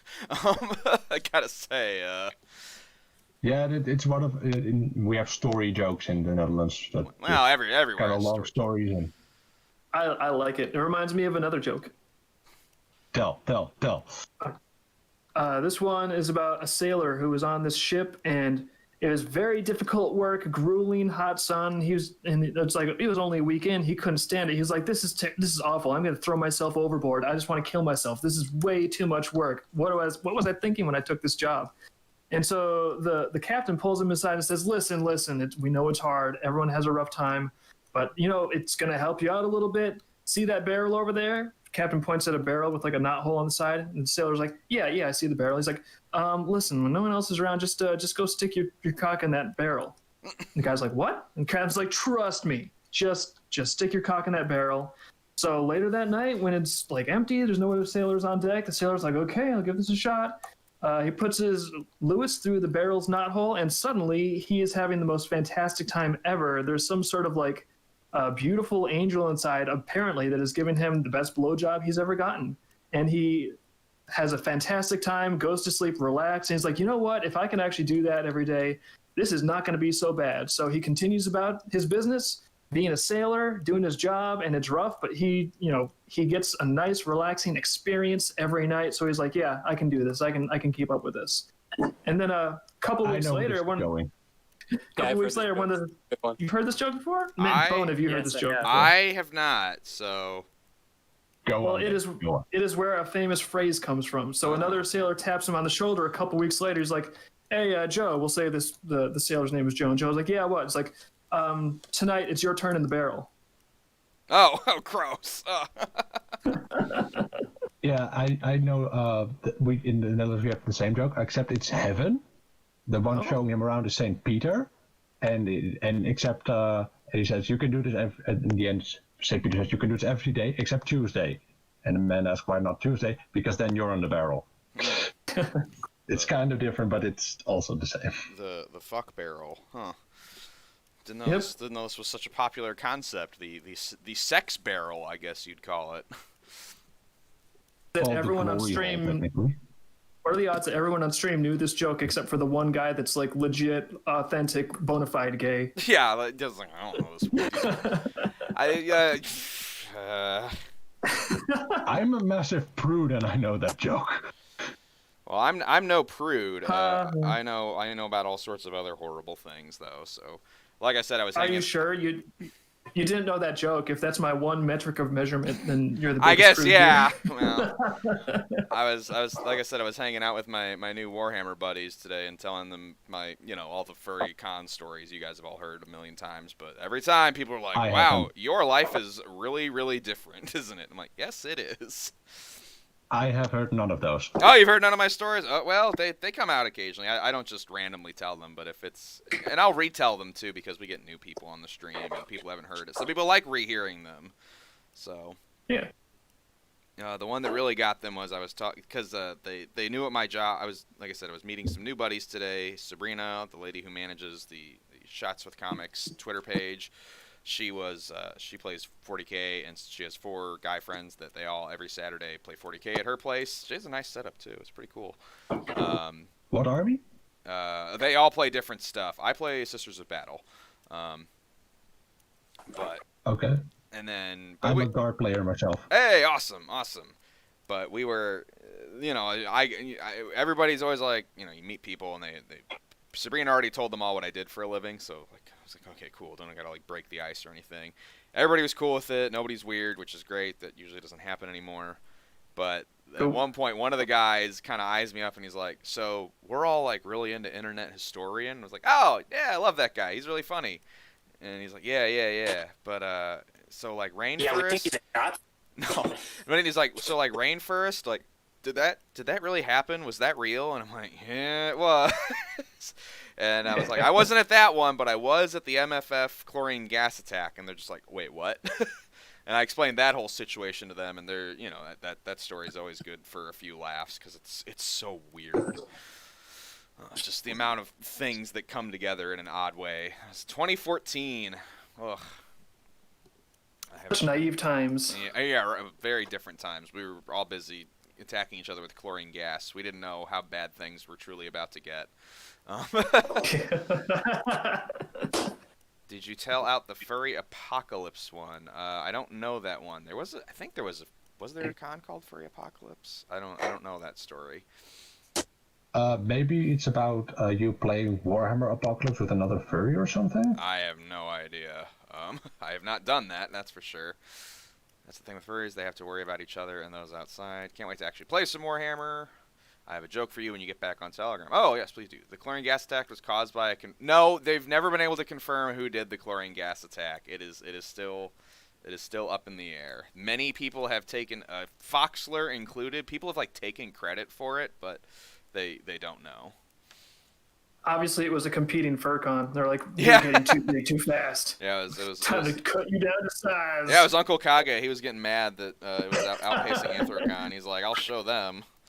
And he went down to the pool. He is a scientist. He would know what chlorine is. Oh, my God. He went down to the pool and found the tablets and just Let loose. Yeah, thanks. 1, 2, 3. Have some Zyklon B. We should have this in our. I think at one point we had a treatment for like a movie about the ruthless cutthroat furry con scene. We should have that be a plot thread in there too. That'd be fun. We've had a few ideas for like weird comedies you could make about the furry scene, because it is like, I feel like there's good stories there, like real ones to be told, not like the fake pseudo inspirational bullcrap you see in like furry documentaries. Like that stuff's all lame, and it's not real. It's just, it's so glossy and it's fake. It's fucking fake. I hate it. Because I've seen some. I was talking about the animation furry apocalypse. Oh yeah. Oh, I know about that. Yeah, Colin got me the T-shirt for Christmas. What was that about? Oh, you haven't seen the furry apocalypse animations from Flash Gits? They're pretty great. Oh, those ones. Yes. Those I have seen. Yes. With the Black Templars, yeah. No mercy. I do like those. I wear the shirt. Man, your voice is like almost there, Nico. That's awesome. Yeah, you can do the Black Templar voice. I don't have the voice module. Oh, it's got a pretty good orc though. There you go. That's a real good one. I like to think the chlorine gas attack was just some careless custodian who had an accident. I think that might be, that's possible. It's just, what were they doing carrying all that chlorine gas or chlorine powder up a staircase on like the 19th floor? Like, it's just a weird, what are you doing? Do you need a bunch of chlorine to clean a room? Like I said, it's weird. Only bad stuff happens at FurryCons. That's not true. I met my husband at a FurryCon. Dave and I met each other. Dave and I met at Anthrocon 2008. Long time ago. There's some cool stuff that can happen, but the scene is definitely changing in some big ways. Like furry conventions 2007, 2008, they are not the same as furry conventions now. Yeah. Just different purposes, different focuses, and it's not something that's like you can overtly really state, but you can really put a finger on it. The crowd has a different vibe to it, if you will. Yeah, it's you know, we've been doing this over a decade, and we have definitely watched the scene change and evolve. In a lot of ways for the worse. There's still a lot of great things. There's a lot of good people. Obviously, a lot of people who like our stuff go to these things. But it's definitely, I don't like it as much as I used to. And I don't think that's just an age thing. I think we've talked about it extensively. The people in charge of these things have some weird motives. I think the phrase? I think the phrase is "the fish rots from the head." Yeah. They were cleaning the orgy room. Yeah, well, no, they're very. I've been to those orgy rooms. They keep it pretty clean, so you know everybody swallows. I've once seen. They do. I've seen it. I've once seen this series of. I've seen it with my own two eyes. Well, be glad it wasn't in your own two eyes. Oh my That's god! true. It could have. It could have. I had offers while I was there. I was like, no, I'm just here to draw. Please proceed. It's like, hey, your eyes are dry. Yeah. From Carvuno Panthera. You need some eye drops? Well, we don't have any, but Yeah. His eye moisturizer. We want to see what happens. Well, no, there was that guy there that had the Prince Albert, which that's the dickhead piercing, and when he came, it caused his cum stream to split in two. So he came in two different. Yeah, so he came in two girls' faces at the same time. That was pretty impressive, like legit. But why though? Why wouldn't you want to like to? No. He was getting. I don't know. He was getting double blown. It was I don't pretty want cool. anything done to my penis, frankly. Oh, okay. Well. This makes me say, Hans gets the Flammenwerfer. Die Grossflammenwerfer, bitte. Whatever. That dude was getting action. That's cool. That's good. That's healthy. See, what you need to do is you need to get this technology in the hands of the police so they can do like tri-launcher tear gas throwing flamethrowers. I really don't want the police coming tear gas at me. Yeah, I was gonna say that's how they actually invented multi-way like barrels for weapons. Is that they saw someone doing that with their dick. Yeah, they saw Prince Albert come, and there you go. The rest was. Wir müssen unsere Flammenwerfer anpassen, mehr Strömen zu tun, das ist ein Penis. But no, Dave, 9. you remember me talking about going to the furry orgy and how it was like nicer than most of the stuff at the furry con because everybody was just like nice and polite and not like a weird political crazy person. They were just like, yeah, we're just here to fucking have a good time. I was like, oh, I like this. There's no ulterior motives. Yeah, they were actually focusing on the fundamentals because that was not the stage for altruistic posturing. It was the stage for like, let's actually perform a service that we all want one another to perform. It's like, there you go. Plus, topless girls were getting me beers, which that was pretty cool. So, Yeah. couldn't really complain. I was not participating. Were they like? What's up? Were they like the barmaid from Speed? From Speed? On her tits, there's the price of the beer. Oh, okay. I actually have not seen Speed. I know the basic premise of it, the Keanu Reeves movie. No, it's a Dutch joke. Oh, The okay. barmaid has beer. On her tits, You she and has your silly tattooed the Dutch price of the beer. Mm. And from her bum to over her waist, for blinds, she has the price in Braille. What? I'm sorry. It rhymes in Dutch. Oh, okay. I was gonna say Dutch. This isn't translating, man. You're losing me. You're losing me fast. I thought you were I'll making. tell them I'll tell it in Dutch so people hear what it's supposed to sound like. Oh, okay, yeah. Just say quick. Ken je de barmeid uit Spier? Op haar titel staat getatoeëerd de prijs van het bier. En van haar kont tot over haar taille staat voor blinden de prijs in het braille. All right. That's how it's supposed to sound, so that rhymes. There you go. There's your Dutch lesson. Everybody in the chat, you type that back. You just heard it, so you can do it. So Oh my god. when you visit the Netherlands, if you don't want the police to spray your head into the wall, that's what you have to tell them. That's what yeah. They'll respond to that well.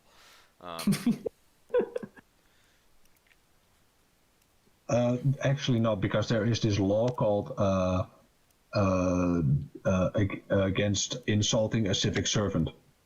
And if you insult a civic servant, basically you get charged and fined. But is it insult if it's true? Because then you could say pretty much anything you want about them. If it's true, it's still an insult. Yeah, you're not allowed to talk back to officers or tell them the truth. That's insulting. Oh wow. It's been on the book for decades, and it's been abused for fucking decades. Oh, that sounds Yeah, familiar. Sounds like it.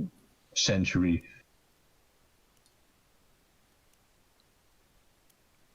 I think that we'll probably catch up to speed with you guys pretty soon. The rate things are going lately. Yeah, we could have like There's a lot of- we could race. Ooh. Yeah. Who descends into a totalitarian nightmare faster or better? Like who does it with you more guys style? have a head start. You have a head start, but when we get our hearts set on something, we can go for it pretty fast. And there's a lot of people talking now about like, oh, we need some serious speech laws to curb all this hate speech in America. It's like, hate speech like insulting the police or hate speech like doing stock trades. It doesn't matter. I'm sure they'll work out the details in a way that's favorable to us. Yeah. You're never gonna catch up to Germany. Oh, yeah, it's pretty bad over there. That's like a whole thing in the video game industry is that games that go to Germany have to be like way more censored than other countries. It's Germany and Australia are the two really bad ones for video games. Well, no, but Germany Australia banned hentai though. So, whew. What? You didn't know that? Australia, they banned. I didn't know they banned like just like what the entire The genre, like, yeah. idea of Pornography. like what about illustrated porno pornography? drawings? Illustrated pornography from ahead. Japan. You can't order physical copies of it, like anything physical. Who does anything physical anymore? Let's be honest. I mean, I do, but you know, I'm a weird freak. Like you could not get Legend of the Overfiend, those beautiful books I own in Australia. Just that's terrible, because those are the funniest books I've ever read. Their books? Why would they be banning? Well, yeah. Yeah, they're banning books. They're banning. Their big thing is like, well, we're trying to curb pedophilia, and it's like I don't think anime is causing pedophilia. I think it's being caused by pedophiles just existing as they do. Yeah. Plus, I don't think banning entire genres of like erotic content is like really because are you saying like everyone in Japan is pedophilic? Yeah, well, it also I'm pretty begs sure- it begs the question. It's like, why is porn from America? Like, because we draw porn comics over here. You can get those, just not those ones from Japan. And there's people who draw like over here, but they draw like manga artists. So can you not get those? Like, I believe it was the anime art style in general that everything associated with that is considered pedophilic by Australia. That doesn't make any sense. It's bizarre, but It does when you're Australian. They did ban hentai though. It is the weirdest thing. I have no idea how they enforce it. I guess they check your packages, and if they see some screen tone titties, they're like, that's going back.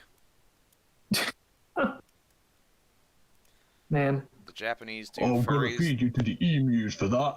The Japanese do furries better. I don't really think so. I mean, I see some stuff that's good, but I don't generally think any country does like fiction better than another. Although you'll hear people who are really into anime and manga be like, no, it's only Japan can do animation. It's like, well, it kind of goes in shifts. Like, I've noticed when our animation industry is doing really well, like Japan has to step up their game, and then sometimes like we've had a lot of the shitty CalArts stuff lately, but before that we were kicking ass. It kind of comes and goes. yeah, it comes and goes in cycles, I guess. Man, Yeah, you're it's just in the low conjecture, the part where it's going down before it goes up again. just hearing about Australia banning all hentai is so crazy. It makes me just think, Yeah. like, this crazy thought. Like, what if the government's making laws? It's like, what if they only made laws that people wanted, or that, like, made things better somehow? Crazy. Can you imagine? Because they're expending so much energy on, like, just banning books hentai. Like, that's what needs to be done.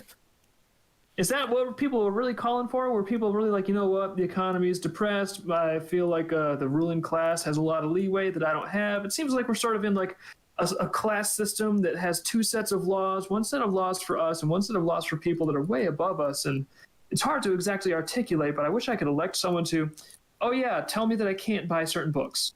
What also makes you think, is there also now like an underground hentai market in Australia? Well, there was when the Brits banned smut in the 60s, I believe. What band smut? The Brits, but there was a Monty Python skit about that. Oh, did they really try? They really try to ban porn? Well, they've tried to ban porn in the UK before. Like they were trying to do the porn vouchers. That didn't work at all. I mean, we all knew it wouldn't, but that they even tried is weird. Yeah, and then they tried to do the online jizz pass with May. Yeah, that was they tried to do that. You know, the wanking license, the wanking license. I wonder, again, if there's a way that there could be a system where, what if politicians and bureaucrats in public office, what if they only got like half of their salary, and then the other half they don't get until the people can like sign up and be like, have you been impacted by any of these laws? If so, come and like vote in this thing that determines whether the bureaucrats get the other half of their salary for this year. And then it's like, oh no, this law was terrible. Everybody hates it. Let's vote that these people that put the law there, they don't get paid. They don't get paid extra. There we go. What if we did something like that? But then what if 1 million mail-in ballots came from prisoners and they all said that they should get it? That's a good point, because that actually does tend to happen a lot. You're crazy. You're crazy. That won't happen in the Netherlands. Prisoners are not allowed to vote until they get out again. It's part of the punishment. Yeah, but what if you could just make sure that they voted for whatever the people in power want? Then I'm pretty sure they'd find that punishment disappearing pretty quickly. No. Prisoners are not allowed to vote while they're in jail or while they're on probation. While they're on probation, they can, but not while they're in prison. That's illegal. Well, I guess you guys have one over on us there. Yeah, that's part of their punishment, that they're robbed of their vote. Cool. Well, we have that punishment, and I didn't even go to jail. What gives? Although there is also a Dutch law that we recently voted to keep. It's a really old law from 1848 or something. that if a prisoner can walk out of prison without committing any crimes, so no hurting guards, no intimidation, no stealing uniforms, no impersonating anyone. If he can walk out of prison without anything happening, basically he doesn't get any additional punishment when he's caught. He just gets put back in jail without any extra hassle. That sounds like a trick question. Were they having a lot of prisoners that were just wandering off? No, basically, if the guards fuck up so bad, then it's not the prisoner's fault, and the law assumes that all human beings are in nature freedom-seeking. So, yeah, it's one of those symbolic laws that barely ever get used, but it's nice to have to remind yourself that the law comes from a good place, or is supposed to come from a good place, at least. Yeah. Interesting. Luckily, we've kept it, so. Yeah. That sounds like one of the more pleasant ones, actually. I just forgot how to get rid of these. I'm making. Thank you for sharing that you're making dinner. That's always good to know. Want me to tell another story joke? I know. No, I mean you can if you really want to. Sorry, I'm just watching the chat. There's a guy who's trying to pick fights with everybody about everything. I'm thinking of banning him just because he's being really negative and antagonistic. Which I'm sure he'll hear me say that and just immediately correct his behavior or be nicer. He's just being really obnoxious, and it's like, okay, yeah, we get it. You've been on 4chan. 4chan's a fun website. It's a really, really bad personality. It has its place. It has its place. It has its place. Yes, just being obnoxious it's being obnoxious. Don't do it. It's just porn now. Is it? Oh, that's 4chan. Why I stopped playing it. Oh, okay. I don't know. You know what I mean though by like the 4chan personality. Yeah. Like you just don't do it. Don't do it. You want to be your own man. Don't just read, oh, that thread was witty. That's now my opinion forever. It's like, no, think it through. Think it through.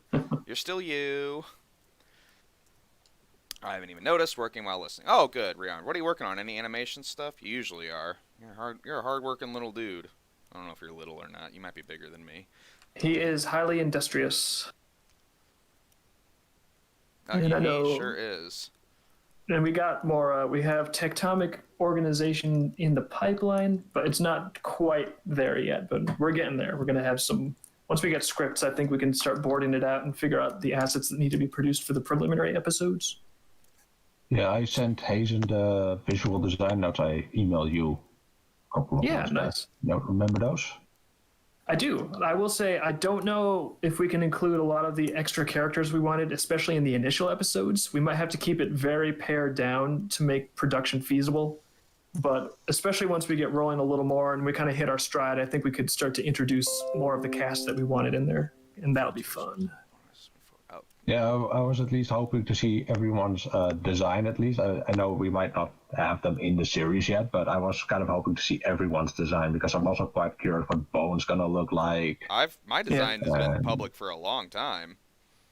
No, but in the tectonic style. Oh, in the what? In the what style? Slightly different. Like in the tectonic. Yeah. Well, it'll obviously have to be simplified, and there's plenty of ways to do that, but. Yeah, but that's an example of like production effort that we got to go through, and at this stage we have to make sure that we conserve our production time for like bare necessities, just because it's a lot of work to get the show out there, and so far we have not gotten an episode out yet. So I want to make sure that we don't, because it can be one of those things that you slip into on a project where it's like you get so expansive that you start developing things like way down in the future until suddenly you're just fleshing out this massive thing that you will never be able to get off the ground. So I want to make sure that we don't necessarily hit that with tectonic. So I want to sort of like grow as it moves forward, but start small so that way it ensures that we have the actual ability to start getting some stuff out there, start getting some eyeballs, and then I think from there we can easily start to expand a little bit here, get a new character there, and just do it sustainably as we go. i.e., we're trying to tone down not necessarily tone down our ambitions, but be smart about it. If there's one thing both Dave and I do, it is take on way too much work and want to do every single project ourselves. We both share that trait. I feel though that like we've learned from it, and that's why I want to take this approach to production. It's like, and I'm not even necessarily saying like, oh, I want to tone down our ambitions for the project, but instead it's like, well, I want to execute our ambitions in an attainable way, because that's different from like toning it down necessarily. But it's like, well, how is the best way to execute all of this? Start by executing a attainable portion of it, and then you can move forward from there and like, grow in like bite-sized chunks. Yeah, like you don't want to be like over ambitious or something, or do something that's outside the scope of what you know you're currently capable of or something. I mean, yeah, there's as I like to say, there's only so many hours in a day, and we all have to sleep. So that's why I'm always Sleep is yeah. As Dutchmen say, don't take too much hay on your pitchfork. Do you guys say that? Do you really say that? What are your Amish? It sounds like it's something the Amish would say. Well, we go back all the way to the Middle Ages, remember? We actually have a history and a legacy. There's history here. It just happens to have started a little more recently. Yeah, that's why we're not up to your level yet on the speech laws, but we're getting there. Yeah, come on. Give us a chance. Well, to be honest, we kind of had the Republic, and after that, in 1848, we kind of reset freedom, and also went for a lot more back then, and then it went downhill again. Yeah, we need yeah, that's what we need. We need a national freedom reset. That's what it is. One day of the year where you're actually allowed to have the civil liberties that you're guaranteed in the Bill of Rights. It could be like the Purge, except for freedom. Yeah, the Purge. They reset it every year, and politicians have to scramble every year to put new laws back in place. Like, oh, yeah, we're gonna do it, and then everybody, it's just a big mess. So every year they have to redo it, and it gets more difficult. Hopefully, eventually they realize it's pointless, and we just want to be free. Or we can do something where it's like the Purge, but only for politicians. So all the good ones basically get off for free. Yeah. Or like no one goes after them. Yeah, because why? Yeah, if they're doing their job, why would you do that? You'd just be like, oh no, we like that one. This guy though, no, don't like him as much. Burn his house down. Oh, that's too bad. Shouldn't have fucked me so hard. Yeah, what I mainly have a problem with politicians is that the sector ministries, so like defense, justice, agriculture, science, and shit, they're never run by someone with experience in that field. It's always some pencil pusher from some party or another. It's never like, some old general is running the defense, or some old judge is running justice. People that actually work there and have experience in what they need in that sector. No, you want incompetent people that don't understand things. That's where it's at. No, they have experience in propagating corruption. See, I think that's the only qualifying. Yeah, we're on to something. Like, what's your experience in this field? It's like, well, I can bribe you by donating a lot of money to your campaign or your hedge fund or your special interest. It's like, oh, look at that, you're qualified. Congratulations, good job. It works different here, but it's the same gist. Sure. It's more like interpersonal asks and shit for like the party leader, and once you're in office, that's when you start screwing people over. There was a big triangle pyramid scheme with or triangle scheme. I don't know. I don't know if you heard about it, but it was a scheme between the Dutch government, Vattenfall, the energy company, and Google. Oh, Google's getting in on the European corruption. I wouldn't want them to miss out. Okay, so what happens is the Dutch government gives subsidies to green energy to give green energy to Dutch homes. So Vattenfall buys Dutch grounds and builds windmill parks. And then there's also Google, who buys server farms in the Netherlands Oh, I didn't know that. And then It makes sense, Vattenfall but sells didn't know. all. Yeah, we have a lot of their shit here. Anyway, then Vattenfall sells all the green energy they're supposed to give to Dutch homes to Google for their server farms. Good. And Google server farms service every continent but Europe in the Netherlands. So basically, the politicians have their pockets filled twice, or maybe 3 times, and Vattenfall and Google can just suck up each other, can just suck off each other for good boy points, and basically, and then the Dutch get nothing out of it. We don't get any green energy. We don't get any server expansion for internet here. Why is everybody saying 07 in the chat? 07? I don't know what that is. Anyway, but yeah, no, that's good, Nico. It sounds like the system works. Is that what you're telling me? BRB.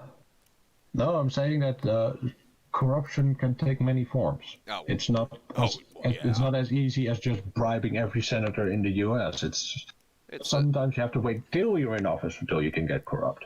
Yeah, well, it usually does come down to some form of bribery, whether it's outright or implied or even just like favors, things like that. So oh, that is the salute emoji. Oh, well, thank you guys. I did not know. I don't know my emojis anymore. They've gotten too abstract and complicated for my boomer brain.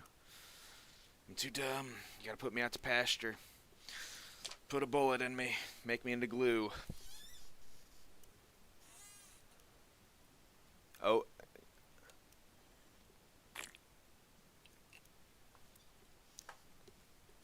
Was that a request? I don't. Yeah, right.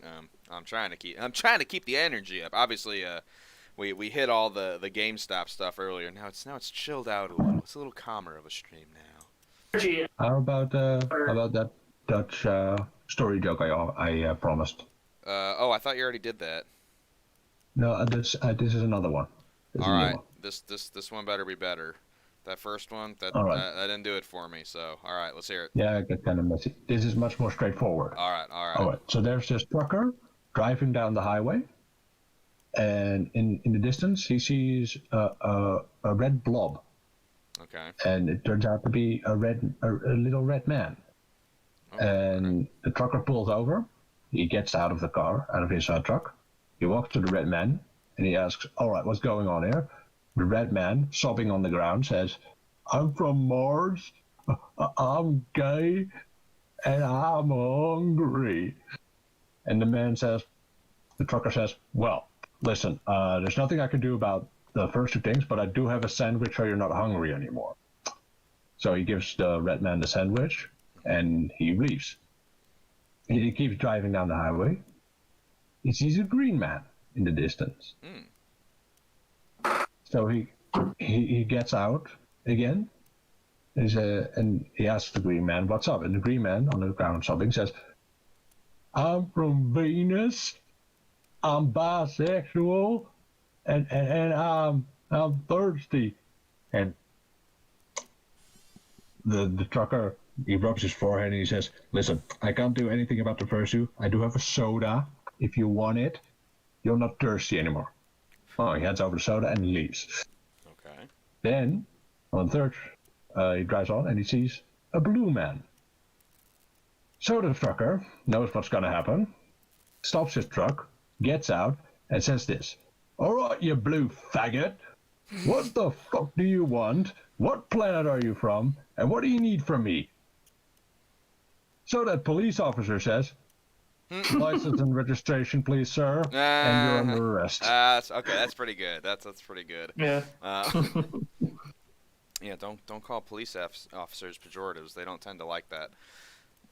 Yeah, especially in the Netherlands. There's a law against that. Is that a big thing in the? Are gay jokes like a big thing in the Netherlands? I've noticed all the jokes you've told, they've all been gay jokes. And obviously, I'm not against that, and I don't really care. I'm just like, is that a big thing over there? Well, in the Netherlands, it's kind of changed because of the whole SJW crap shit. But in the Netherlands, it used to be the thing. If you're joked about, you're included, because then everyone's comfortable with you and telling jokes about you, and Yeah, that used to be the thing, but That's now how it was when I was. ruining that. That's how it was when we were in college. I had like the fucking Captain Planet friend group. We were so diverse, and we all just made race jokes constantly. Nobody cared. And then I got out of college, and suddenly the world got fucking weird. Yeah, we used to make we used to make Hitler jokes nonstop because we thought Hitler was a massive joke. Yeah. We used to all have our fingers under our nose and then our arms in the air, making stupid sounds because we thought it was stupid. So so the culture war crap made it all the way to the Netherlands too. Like, is it bad or is it moderate? Like, how is it? Because over here, it's it's fucking annoying. It's pervasive. We have kick-out Zwarte Piet, and they've ruined one of our oldest traditions. That totally doesn't work the way they think. Wait, what was? Okay, so they've ruined a tradition. And what was that first thing you said? Kick out Zwarte Piet, kick out Black Pete. Kick out black people? Is that what you said? Black Pete. Who's Black Pete? The helper of Santa Claus. Oh, Santa Claus, like the evil version of Santa Claus. Santa Claus. Oh, okay. Sorry. Okay. Why did they get rid of Pete. Black Pete? I thought it was cool to have an evil version of Santa Claus. Yeah, like the Krampus. Santa Claus was the good guy. He's the one that keeps Krampus on a leash. Yeah. In Germany, at least. That's the German version. The Dutch version, in the Dutch and Belgian version, he just has Zwarte Piet running around with him. Okay. Well, what's the problem with Black Pete? Why did they think that he had to go? Because he looks black. And therefore he's a racist stereotype. Oh. Despite the fact that Black Pete is an embodiment of justice, helpfulness, and kindness. Oh. And charity. So they were literally they literally took like one of those color strips up to the character design. They're like, too many dark colors. This thing is out. And it's like, why? It's like, because having representations of dark colors means you're a racist. That's one of those confusing. I think that's what it means, things. actually. I think it might. Well, Black Pete is kind of like an amalgamate character that evolved over the millennia. Sure, that's how most of them work. Yeah. I mean, he has his origins in part the original orcs, the Aardmannen, the Earthmen, part in the Einhajar of the Nordic Germano-Nordic religion. You know, the Valiant Dead. Those who march with Wodan or Odin. Yeah, he's part of those. He is part folk devil. Okay. Part Krampus.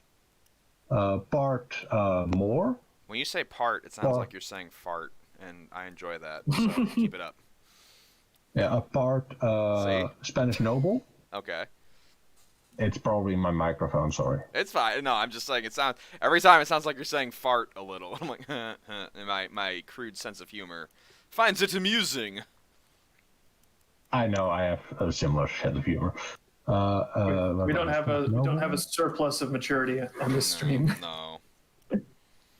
I don't want to overdo it. I know of a guy who made like a short documentary on what goes into Black Pete's history. Okay, but now, so like, is he just gone? Like, is no one allowed to sell like Black Pete stuff around Christmas, or what happened to him? It's not Christmas, it's Sinterklaas. Sinterklaas happens on the 5th of December and starts in mid-November. Okay. He had to be replaced with Soot-Stain Pete. That's what they call him now? Soot-Stain Pete? Yeah, because he goes down the chimney. Because that's also one of the... Somehow that seems more racist. I don't know why. Yeah, but I just get that feeling. Seems like they went from the fire on this one. You know what's really racist? What is really racist?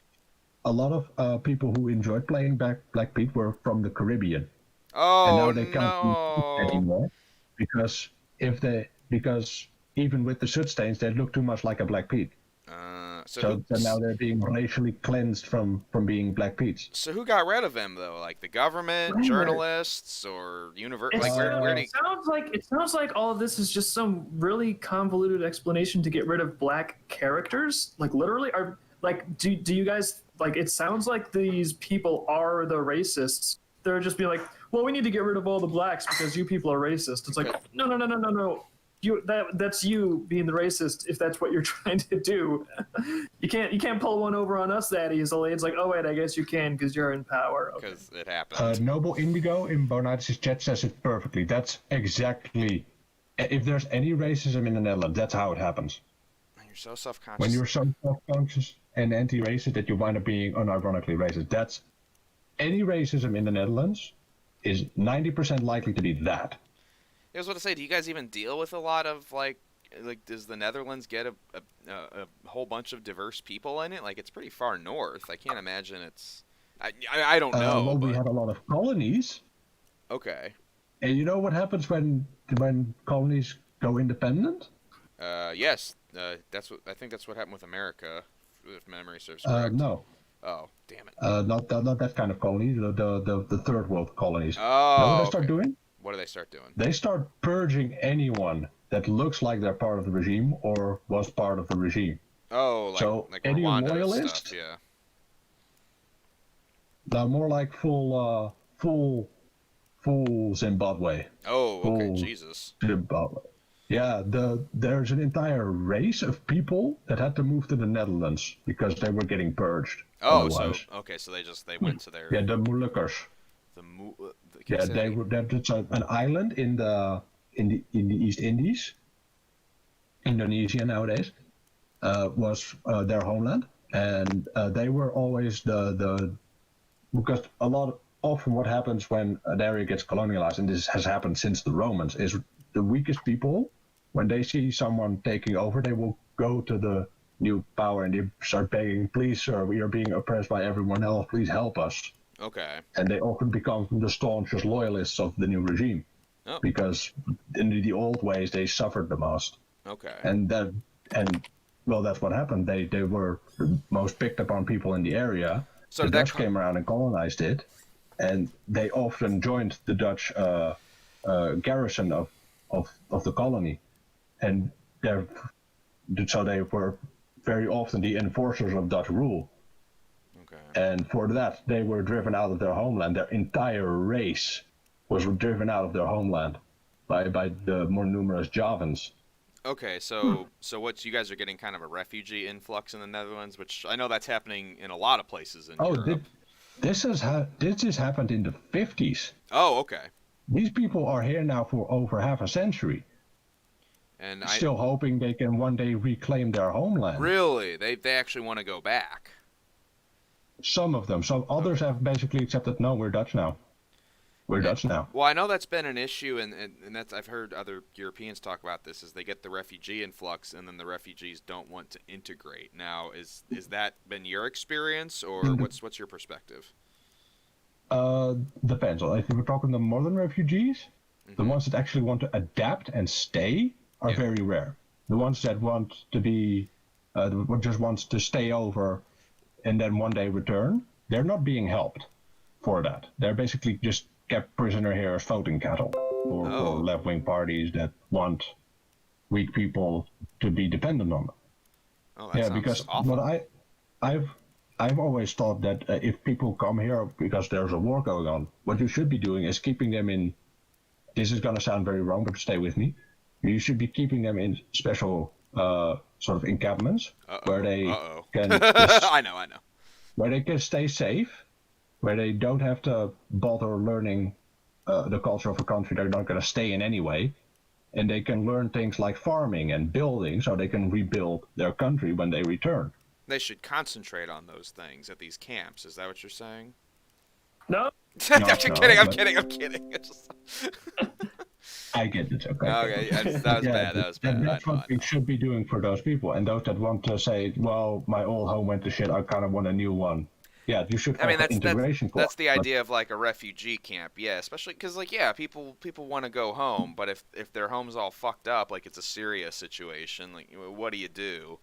The entire just the sheer logistics and math of moving around large amounts of people across the world. Like, people always make it like a race culture war thing. It's like, no, just logistically and like just putting a bunch of people from one place into another place very rapidly, shit just happens. Like that's a lot of things. That's a lot of new variables, and they're all gonna clash. That's just going Yeah, and to I know happen. two groups of people especially are just maladjusted because of it. Also especially because of the government's multiculturalism project, where they're just not allowed to integrate, where integration is seen as racism. You know, I think actually, And ironically, Nico, have you read Mariana Satrapi's Persepolis or seen the film? no, sadly not. She goes to the Netherlands in the second half of the book, and I wonder how much of that you would you might find that book interesting. It's about a girl. It's a nonfiction comic about a girl, Mariana Satrapi, the author, and her living through the Iranian Revolution, where because Iran had become a secular state and things were getting better, and then they had a theocratic takeover and things went to shit really fast. She flees the country and she goes to France and the Netherlands, I believe, and it's pretty interesting. Things went pretty well back then for people like that. There was little complaints. Okay. The stuff mostly is from the 80s, what I'm talking about, where we had a bit of an people were overeducated and very elitist about themselves. Okay. Where they were all getting college degrees from government funds because the government had money to spare for a fucking change. Oh, whoa. Therefore nobody wanted to scrub the floor, so they'd like, all right, we'll import people to scrub the floors. And the plan was to have them over for a few years, so the working class could breed some replacement labor fodder, and then those people we had over could leave. But no, they stayed. They brought their families. Okay. And they started basically forming enclaves because, well, multiculturalism took root. Instead of saying, well, if you want to stay here, integrate, bitch.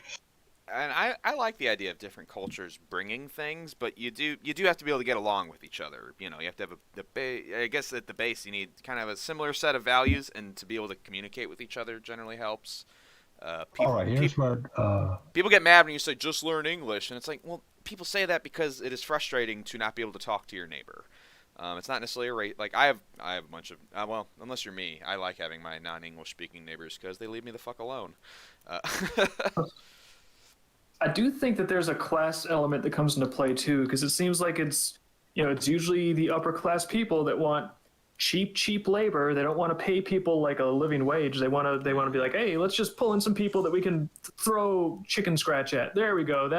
Now we have all sorts of cheap servants, and hooray, that's great for us. And if anyone doesn't want us to have these people to exploit, you're racist. And the rich people are not living like next to these people that have to come in. So it just seems like the working class is the class of people that actually has to deal with all the problems of these mass influxes of people. It's like, not only do they have to deal with like, oh, these are going to be my new neighbors, I didn't get a vote in this, and also, on top of that, now I have way more competition in my labor market. So it just seems like it's really like there's the ruling class can kind of afford the aesthetic morals of like, we're good because we're exploiting people in this way, and anyone that disagrees with us, we're going to go ahead and vilify you. Yeah, that's the best part. I like it when they do that. Yeah, it's very cool. Well, very cool. It wasn't so much a money thing, it was more like a people thing. We just didn't have the people to do it. Most people were overeducated and very elitist about that. Mm-hmm. It was literally welfare blanketing, so... So they just like everyone just thought they were too smart to clean the toilets. So yeah. Got plenty of that over here. Well, that's the thing is a lot of people over here are overeducated. Like people are so overqualified for what jobs are available. It's a big problem over here too. That we have the ongoing issue of boomers not retiring. So jobs. Well, here is the problem: they can't retire because the government is upping the pension age. Continuously. Jesus, that actually just happened to my mother-in-law. She wanted to retire this year because that was when like one of her pensions was going to kick in, and then they were like, oh, well, because of COVID, now that's going to be 3 or 4 years later. And she's pushing 70. She's like, she's just done. Yeah, the retirement age here used to be 65, now it's 67. Oh wow. And they're like, oh, well, people are getting older, so you have to work longer now, bitch. It's like, well, there's a bunch of young people who kind of want these higher paying jobs, so why don't we let... It's a mess. It's a fucking mess. Well, Dutch employers are notoriously picky. They want someone who is 20 years old and has 40 years worth of experience. Yeah, oh yeah, you guys have that. You guys have that too, huh? You just gotta lie, like on your applications for jobs. That's what I used to do. I would just lie, like if they had stuff, like because a lot of times they're only gonna ask about so much of it, and a bunch of that shit you can just learn it on the job real quick. Just be like, oh, there's a program I need to learn. I'll just learn that when I need to. Just if you want that job, lie, and get good at it. That's my advice. That happened with AJ's job. They wanted him early on. They were like, "Oh, well, can you use this program to do this editing stuff?" And he was like, "I don't know how to do that." And I'm like, "Just tell them you can." And he's like, "What are you talking about?" I'm like, "Just quickly learn how to do it, and then it's fine." And it worked. Just learn the other program. Just do it. Because especially in a lot of these industries, it's like, "Oh, well, I know Photoshop, but I don't know Illustrator or Painter." It's like, well, no, they're all kind of similar. So just kind of learn them all. Just figure out a way or fake it. Yeah, but to go on with the 80s thing, there were two major groups of people that came over, the Turks and the Moroccans. And the Turks, up until now, but I'll get to that, they were rather well integrated. They had, despite being Muslims, they had a very Calvinist outlook on life. Okay. Was very compatible with Calvinism, at least. So, yeah, they basically just could live alongside. But the Moroccans, they always lived kind of isolated, and their parents taught them very racist shit, such as that everyone and everything paler or darker skinned than them was subhuman vermin to be enslaved and exploited. Oh, if the people that think those kinds of things are typically hard to have as neighbors or friends. At least I've found. Yeah, Moroccans are notoriously criminal. Really? In the Netherlands. I don't know many Moroccans. The few that aren't. Well, in the Dutch Moroccans, it's a very specific case here. Yeah, and because of the multicultural, they're not allowed to get out of it. And the most ardent opponents of that policy are, in fact, Moroccans, other Moroccans. The rare few that are basically not suckered in by their parents' worldview and actually meet some Dutch people that haven't had bad experiences with Moroccans yet, because that will sour your view of Moroccans, meeting the bad ones. Race relations are such a nightmare. It's like, just fucking get along, please, for the love of God. Just get along. Yeah. It's not that hard. Yeah. We used to have, as I said, no problem with the Turks, but because of all the multicultural shit, the Turks are starting to become more enclavistic. And Erdogan is currently fucking brainwashing them into a colony for his empire. Oh. I didn't know that was going on.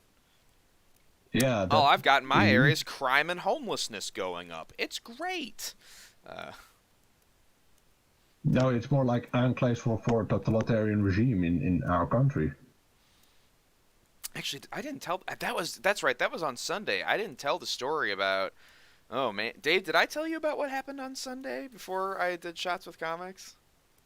I don't think so. This sounds new to me. Was it the packages getting opened? No. That was you were there for that. We came back from the rabbit trails, and there were like 8 open packages inside my building, just ripped open right in front of the camp. I did call. They wouldn't return my calls, so I finally called them, and they were just like, "Oh yeah, there's nothing we can do. All you can do is use the Amazon lockers." I'm like, cool. Now I have to take an extra trip to pick up my stuff. Awesome. Isn't it convenient that they can't return your calls and there's nothing they can do? And it's like, oh, really cool. Who's paying your salary again? Isn't that me and my rent? What are you good for? Yeah, and the guy on the phone was like, well, it's happening in my area. I live in a different apartment complex. I'm like, so just crime in general where I'm living is going up. It was, yeah. So, but to put a cap on, to add to that, we've had quite a week of crime and homelessness in my area, in that I was, I do Shots with Comics on Sunday, and I was cooking dinner. AJ was out picking up the dog from daycare. And he comes back, and I'm like, okay, cool. Making food. Husband walks in the door with the dog, and behind him is some woman I've never seen. And my husband does not usually come home with strange, mysterious women. And I'm just like, I immediately think, oh, maybe it's someone who needs help with the laundry room or something, because sometimes the laundry room acts up, and that's usually when we interact with our neighbors, it's because of something involving the laundry room. And I'm like, oh, AJ, who's this? And he says, Kit, this is Alicia. Alicia, this is Kit. And I'm like, hi, Alicia. And I ask her about the laundry room. That's just what I go to. I'm just like, hey, is something wrong with the laundry room? And she just bursts into tears. I'm like, oh, God, there's a crying woman in my house. So but when I see a crying person, I just immediately, I'm like, oh, no, I need to help. So I just give her a hug, and I'm like, it's okay. You're safe.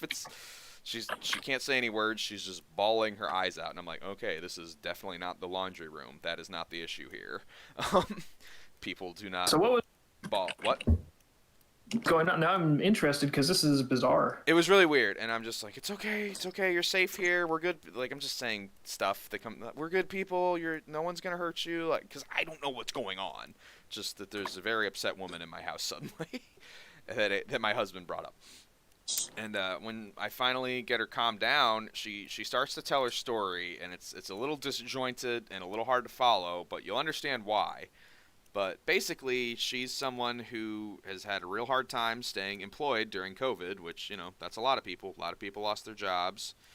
And I actually met some more people in the area that's happened to recently. It's been pretty bad. And she's been having, trouble with employment because of COVID. She is employed, though, but she's living out of motels. Because she can't make down payment for rent because it's not consistent work. It sucks. So she has to live in hotels, which are expensive. So you can't. It's a nightmare.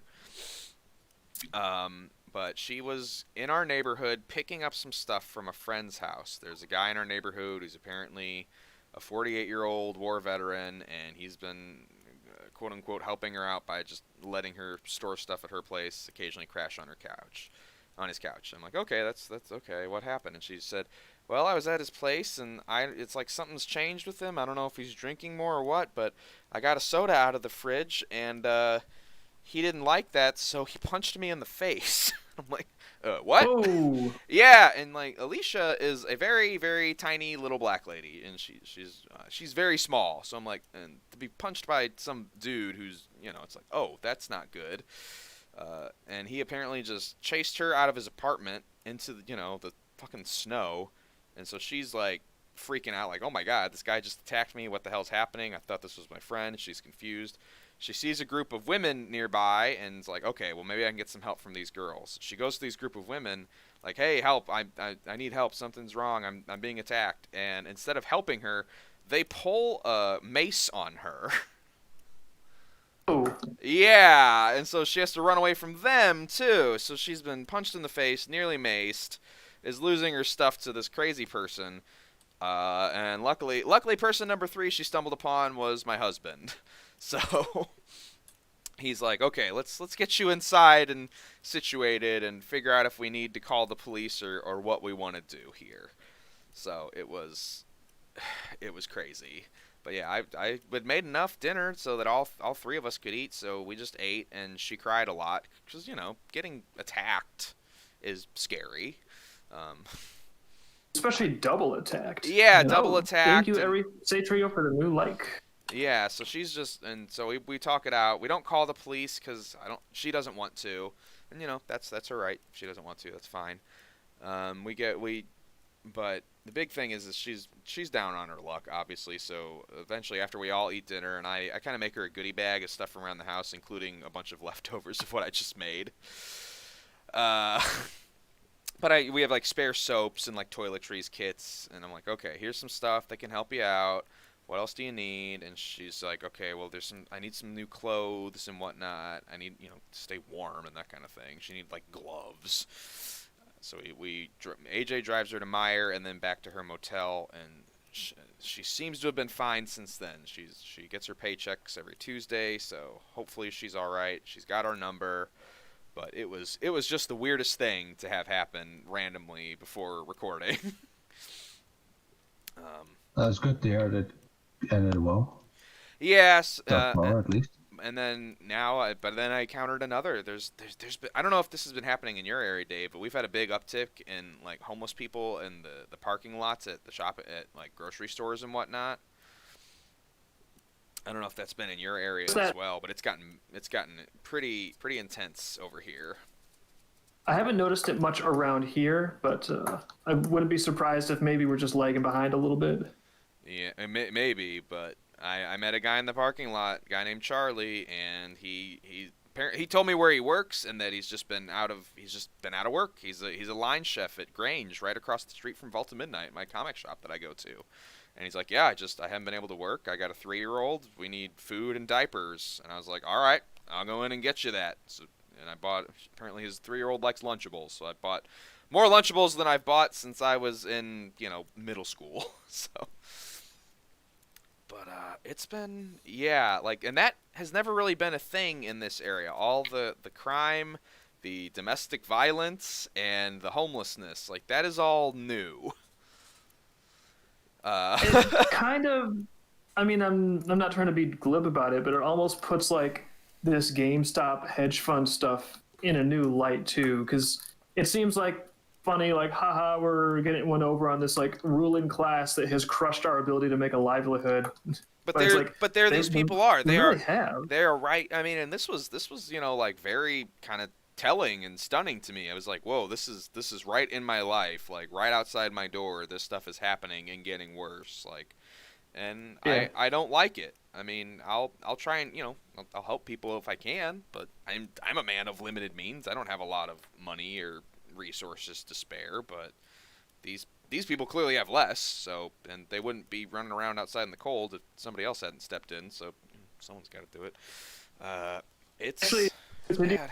Hey, it'll be fine. Joe Biden just said he's going to send you $600 once your troubles are over. Yeah, I think I made fun of that. $600 for you. I made fun of that with Charlie because he was like, "Oh yeah, that really helped." Because Yeah. Alicia, what about her though? She doesn't have an address. How's she supposed to even get it?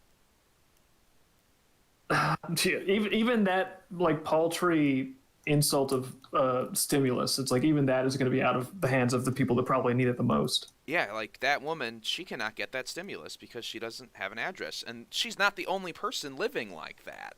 So the stimulus isn't even helping the people that needed it most, because she needs it more than I need it, But I got it. I'm glad I was able to help her then, But for all the people that needed $600 to fix their life.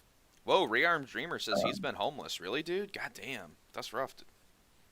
Oh man, I did not know that. I have luckily never been homeless, but it's getting worse in my area. Yeah, let us know if there's anything we can do to be helpful on that front, because I don't know. I can't think of any solutions offhand, but I feel like there's got to be something. Stimulus goes directly to your bank account. No, it doesn't necessarily. It doesn't, because I have to get a check in the mail, and so do a lot of other people. It just depends. It varies by your situation.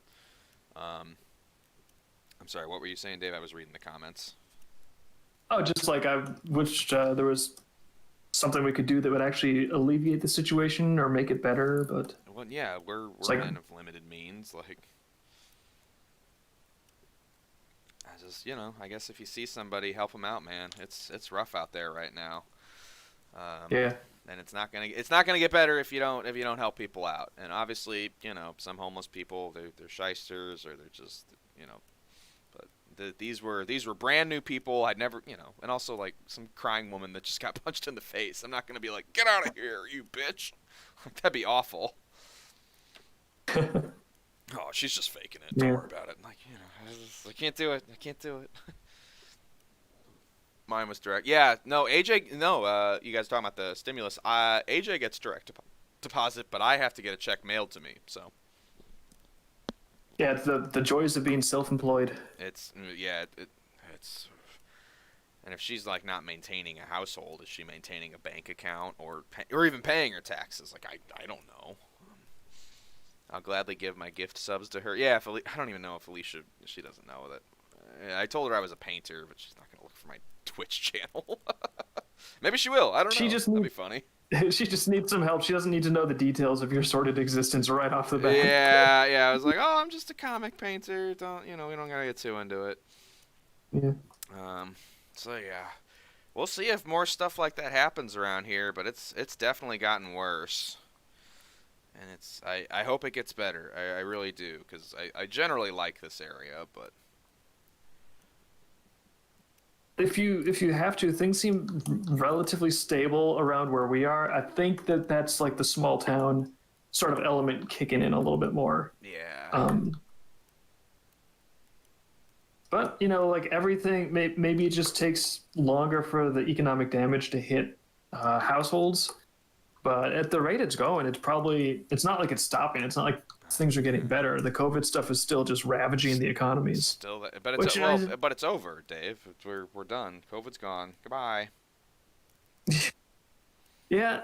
I mean, I guess in California, they're suddenly opening back up. Did you see there was an Onion article that was pretty horribly funny that had, what's the governor over in California, Newsom? Yeah. It was like, Governor Newsom announces like derelict, dilapidated storefronts are free to reopen. yeah, I saw that.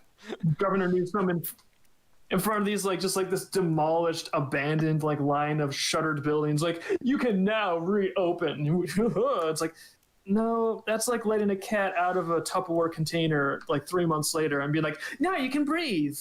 It's like, kind of missed your window. It doesn't matter anymore. That's awful. Rearmed is talking. I want to read this because Rearmed. I had no idea he'd ever experienced homelessness, and he's sharing a bit of his story. So he's saying, long story, not for chats or streams. Oh, okay, but we'll read what you put here. But I'm doing much better, lol. And as of recently, with the new freelance game dev stuff and the recent investing, hey, nice. I'm doing much healthier financially. So yeah. All right, good deal. I've met a few artists that have been homeless at one point or another in their life, and it's always a crazy story. It's always a crazy story. I'm glad I never had. Friend of mine too. Oh yeah.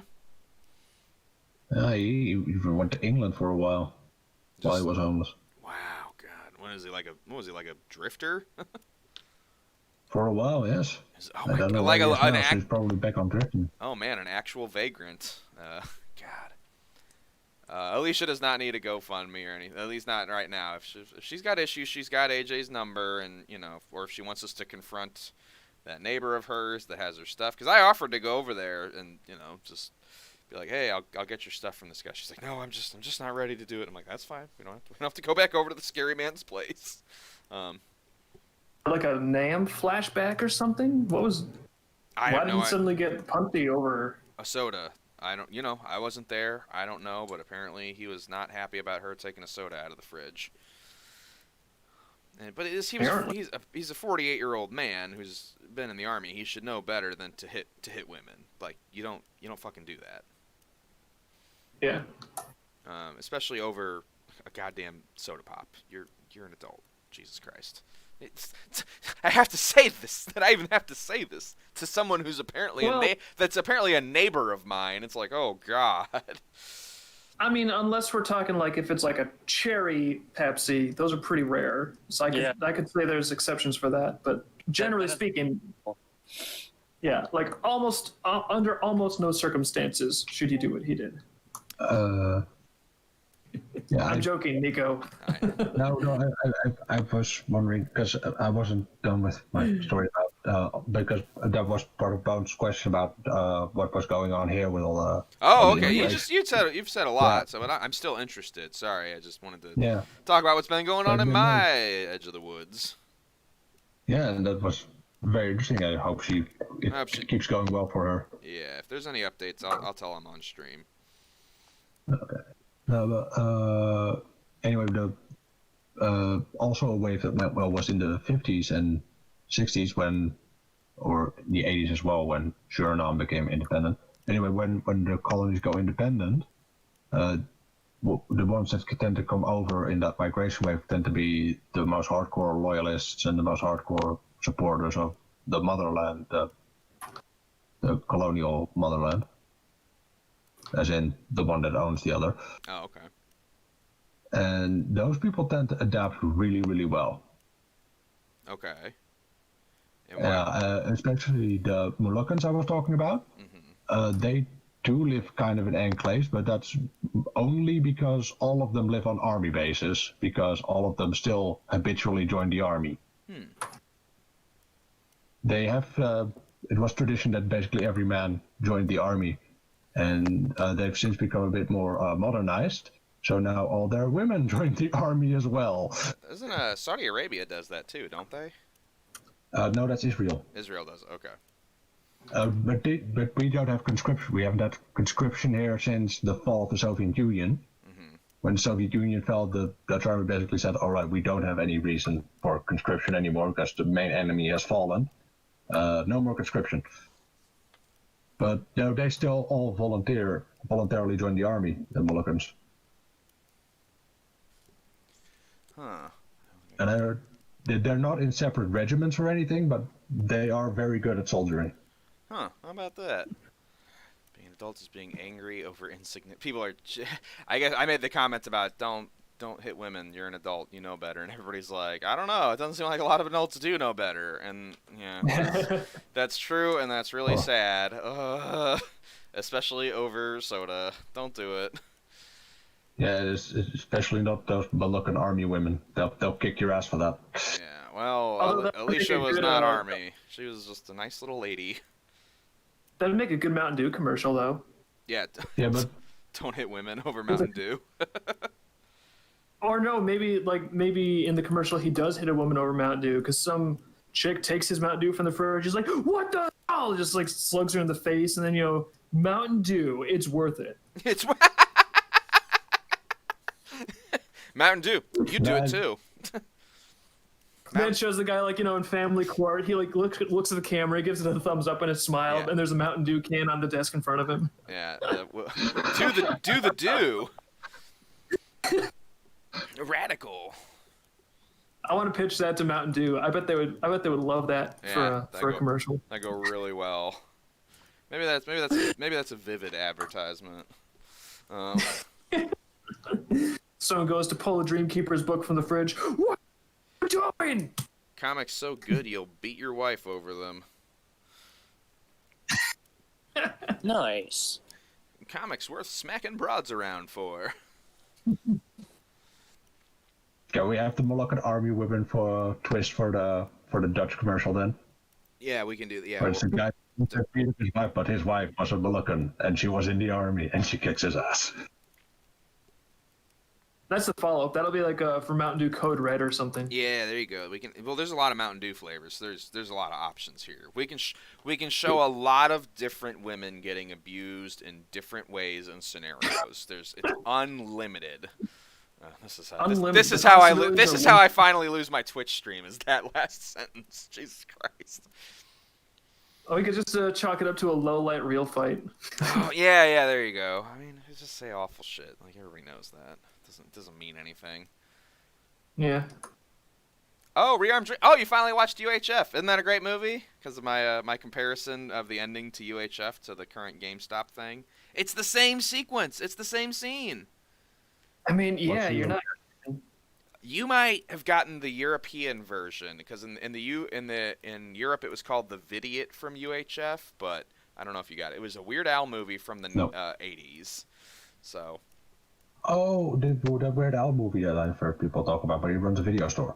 He runs a TV channel, yes, and it's all you're close enough. You know what I'm talking about. But I had compared it to the current situation with GameStop because the ending of UHF is they have to save the TV station. It's a beloved thing that the whole town loves, and an evil bureaucrat, an evil businessman is going to buy it out. He's going to take it over. For unscrupulous reasons and put it under so he can get out of like a mob debt or something, if I remember correctly.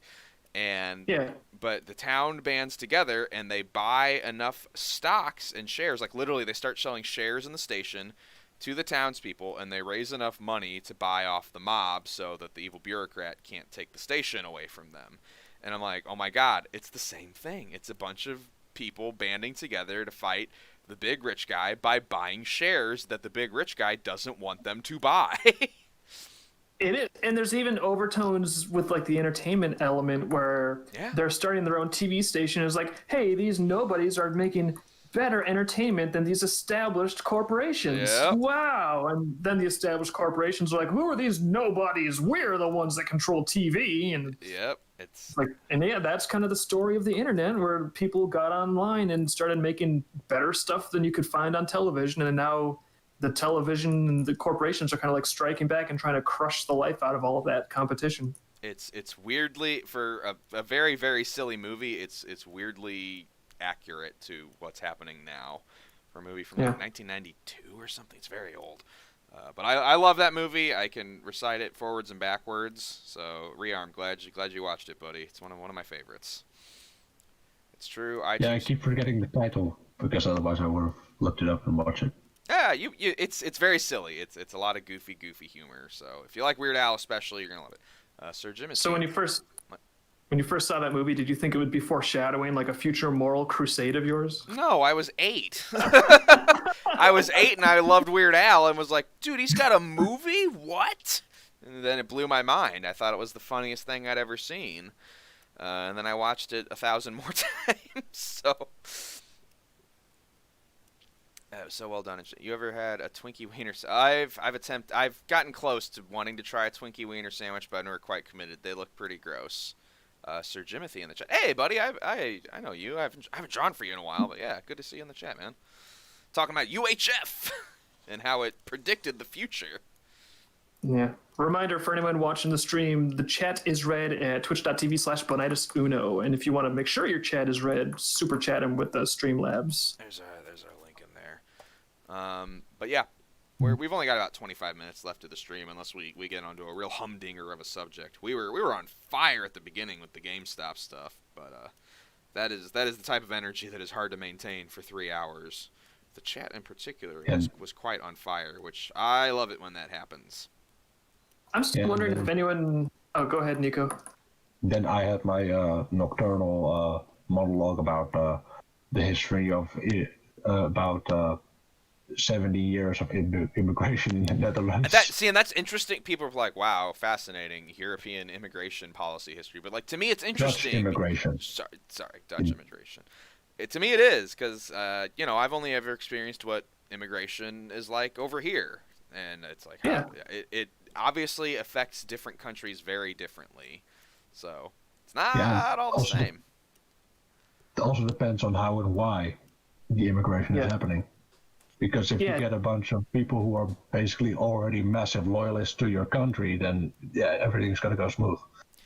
Yeah, that sounds like ideal. Well, yeah, it's like, I want to move there. I like that place. Not I just want to be there until I can go back. Like, people going with different motivations are going to behave very differently. Yeah, because that's also why Sweden is such a shit place, because all the immigrants there, they think... Is Sweden a shit place? Is it? Yes, because all the immigrants think that they still believe that anyone who does not follow Islam should be beheaded. They get those guys. Those are the fun ones. Yeah, and that all women who don't cover up are whores that deserve to be raped. Oh no, Sweden. And the worst thing is Swedes are basically beating themselves up, saying, "Oh, why are we driving them to this behavior? What have we done? Why are we so evil?" Is that really happening over there? Is it that bad? Like, I can heartily recommend a channel called The Angry Foreigner. He goes into this a lot. Okay. He's a Bosniak that had to flee persecution in the Bosnian Civil War, and he's basically lived in Sweden ever since. And he's basically criticizing his new homeland because that's the way he shows his love. Oh. No, I know very little about. I don't know. We like in Michigan, we actually have a very large Islamic population, especially in Dearborn, which is like just a few miles away from where I live, and like it's not an issue at all. Like nothing happens. Like I see people in like full burqas and stuff at the grocery store. I don't do anything. They leave me the fuck alone. There's ladies wearing the what are the they're not burqas, but they're just the head wraps. What are those called? Hijabs. Sorry? Hijabs, yeah. Hijabs, yeah. Like all my pharmacists wear hijabs, and they're fine. They're my pharmacists. They have yet to poison me, so. I don't know if this is true, but I have heard other people say that Michigan is, though, like one of the worst states in America for child trafficking, like underage sex trafficking, Really? and that it's entirely because of Dearborn. Oh no! If that's true, I don't know that. Okay, I did not know that. If that's Would true, make that's sense. that's Have you heard bad. of Rotherham? Have I heard of what? Say what? Rotherham, the British town where they had all the child. Yeah. Yeah, that's. Yeah, that was wild because the authorities knew about it and they were like, well, we can't stop rapists, otherwise. Nothing filled that blank in. Nothing filled that, like, nothing valid filled that blank in. They're just like, well, there's a lot of rape going on of children, but you know. What are you gonna do? We can't do that. Anything about it. We'd be racist if we did. It's like, we just got it. Our hands are so full water cannoning citizens and tourists that are on the street at the wrong time of day. No, this was Britain. Yeah, but They were arresting people for mean tweets. In my brain, I lump all of Europe together because that's a problem that Americans have. yeah, Europe. That's no. just one big place. It's all the same. No, it's a distance problem. It's just. A Oh, I distance know, problem. I know. Everyone from every continent has that.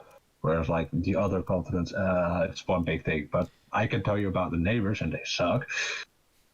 I mean, I bet you could tell me about different states in America that you think suck or something. Oh yeah, Mississippi. Probably California. I usually hear about California. Well, Mississippi and California are whatever. both bad for very different reasons. California's bad because it's overrun with homeless people and insane laws and poop everywhere, from what I hear. Yeah, especially San Francisco. Like, you hear people And talk heroin about, needles. yeah, you talk about you talk to people who live in San Francisco, and it sounds like they live in a war zone. Like, it sounds insane. But how? They banned all the guns. Yeah, well, it turns out you need to ban pooping everywhere. Don't do it. It's a big that's like a big thing is people just shit everywhere in San Francisco. Like, that's like, just, you can just Google it. Like, even Google can't hide all the poop in San Francisco. It's everywhere. Ew. Yeah. No, I read there was a Cracked article like 10 years ago. This guy was talking about, he's like, yeah, they had to take apart like the escalator in the subway because there was so much shit in the escalator it didn't work anymore. And he was watching them. He was watching them take apart the escalator and hose out all the human shit. I'm like, oh my god! Like, I can't even comprehend it. Like, that's so much poop. That's so much poop in the wrong place. I feel like whatever policies they were voting for are probably good ones. Yeah, no kidding. Yeah, especially when they decriminalized consciously passing along AIDS. Yeah, that's so crazy, the AIDS thing. It's because they're like, well, the medication, if you get it now, you just get medicated. It's like, what if I don't want to take more medication? Like, I don't want to have to take medication for life because I slept with some psycho. Yeah, it's not People optimal. just act like it's no big deal, and it's like, no, taking medication for life is a huge pain in the ass. Trust me, I do it. I have to. I'd rather not. And if someone purposely gave me this, it was a tick. Can't really sue him. Yeah. I would if I could, but I can't. Yeah, I'd be really fucking mad if like a person deliberately gave me Lyme disease. Like, oh, well, the medication will do something about it. Like, I don't really care. It's that someone made my life worse on purpose. Like, that's generally not supposed to be legal, but California is its own weird problem. Arkansas just has issues like Mississippi, like I was saying, because they're just like, it's another dimension down there. It is an underfunded area of the country, to say the least. Speaking of underfunded, I'm kind of wanting to circle around if the chat has any ideas relating to all this GameStop stuff, because I'm still interested in the fact that it seems like this whole GameStop stock buying experience is the first thing I've ever seen where, for lack of a better term, the commoners have actually gotten one over on the ruling class, in a totally like legally and also beneficial and viable way. It's like, someone buys a stock, at least as of now, they're not going to get a criminal record and be sent to jail. It's like, oh no, you bought a stock. And in fact, everyone did it together. So you guys benefit from engaging in fair and open trade. Congratulations. Yeah. So I'm almost wondering, like, are there any ways to take this occurrence and just like normalize it or extrapolate it or like find more ways to essentially use an open financial system to keep doing this? Yeah. No, I completely agree, and I was thinking the same thing. And my knowledge of the stock market is somewhat limited, but I learned a bit through this actually, which was nice. But essentially, what it was, they went after Melvin Capital it's because the companies are publicly traded. You can kind of see what people are doing. They were like, okay, this place is trying to short GameStop by doing X, Y, and Z, and we can counter that, or anybody could counter that if they did this. And they got somehow enough momentum to be like, hey, look, it's happening. So all you'd have to do is keep an eye on the stock market and look at what hedge funds and investors are trying to short and just keep doing this. Like, find cheap stocks that you can do what's called a short squeeze on. It's pretty interesting. And I do hope they keep doing it. The issue is that we saw what all the stock trades did, where they just shut it down because it was like, whoa, you can't do this. It's too volatile. And it's like, wait, hold on, you guys, this is what you guys do all day. Like, why can't we do it? And there's no other way of looking at it. It's wrong and evil. So I hope the Redditors, the Channers, the Wall Street Bets guy, I hope they keep finding ways they can do this shit, because you get enough autists and gamers. Like, this is what gamers do. They come together and they figure out how to fuck up systems. That's what they do. That's how speedrunning works. Yeah.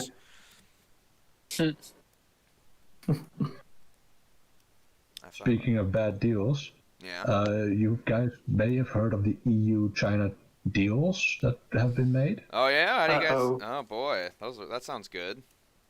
Yeah. Anyway, they did both. The EU did it because they need a new source of money now that England is gone. Yeah, and China also needs a lot of money because they have to go through a lot of financial troubles. Yeah, that's true. China Uncensored and another Indian news network keep a lot of tabs on that. So, plus China had kind of a rough couple of years because unfortunately the wrong candidate was in office in America for a while, and that made things a little more difficult than they needed to be for the genocidal communist regime. But hopefully things are looking up for China now. Hopefully now that we got Joe Biden in office, they'll kill all the Uyghurs. They'll be like, whew, we can just do that now. Yeah. Well, China also has the problem that their entire populace is basically lethargic on their ideology, and that all the businesses and entrepreneurs are basically scamming the government out of money. So basically, Chinese economy is heavily draining, and the EU economy is heavily draining, and they made this agreement so in the hope to leech money of the other. This sounds hilarious. How does this work? Really? It doesn't. As a matter of fact, there is a Dutch farce from the Golden Century that explores this premise exactly, where there's like a man who wants to marry a woman for her money, and the woman wants to marry the man for his money, and neither of them has money. And both of them are shameless, horrible scammers. So it's basically just a massive farce from the Dutch Golden Century that's unplaying on the politics stage. It'll be fun to watch. We'll see what happens. I'm not a geopolitical expert, but I just, you hear about what goes on over in China, and it's like, I'm glad I don't live there, I guess. They don't abduct you from your house at night to get you unaddicted to the internet. Have you seen those documentaries about the internet addiction camps over there? I have not, but I've heard of them. There's one on Netflix called like Web Junkie, and man, this shit is just fucking wild. And they've got like apparently 400 of these camps where they take kids that are on the internet too much, and they go into like why the kids are like this, and it's because their parents are just awful and don't love them because they're not good enough at school. Oh. Like it's so fucked up. So they just retreat to the online world, but then their parents are like, no, you can't even do that, and they have the government, and like if the kids don't go voluntarily, they show it. The government comes to your house and kidnaps you and puts you in a camp so you don't go on the internet anymore. And it's like the craziest thing. Like everything about the situation is wrong on every level. Like none of it's working right. Sounds pretty awful. It's It's going to be a glorious mess when that state falls. China. Yeah. I mean, do you think they even? I mean, they're just such a, they're a world superpower. Do you think they even can? Like, There is no such thing as too big to fail. There is only so big it cannot but fail. I hope. Just lately, I've been seeing that it seems like people can get powerful enough for everything to go right for them forever. It seems like. Yes, but not that many people to run a state. Maybe one or two party officials can, but the entire fucking state, no way. That's gonna fall sooner or later. What do you expect and what do you think will Remember, well, it's not gonna be as smooth as the dissolving of the Soviet Union. That's for sure. And that wasn't even that smooth. Well, for a falling state, it was. It did, yeah. One of the smoothest. Oh, okay, all right. Yeah, the Soviet Union falling apart was one of the smoothest and least violent falling apart of any state in history, I believe. Oh, I had no idea. So I'm not as much of a history guy as Nico. That's why I like talking with him. He knows his stuff. Yeah. Do you think that the technology that China has, though, and I mean the technology that gives them so much power over citizens, like the sophisticated surveillance, the sophisticated social credit systems to control people's behavior and interactions, do you think that will extend their lifespan longer? And if so, like how much time do you think that could buy China potentially? Well, I think it's kind of the same as East Germany, where that's only giving the government makes the government feel like its balls are bigger than they actually are. Because in East Germany, a lot of people, because as I told, a third of the population in East Germany was informant of the Stasi. Yeah. But like half the population was a member of the party. But that membership was only the party membership was only lip service.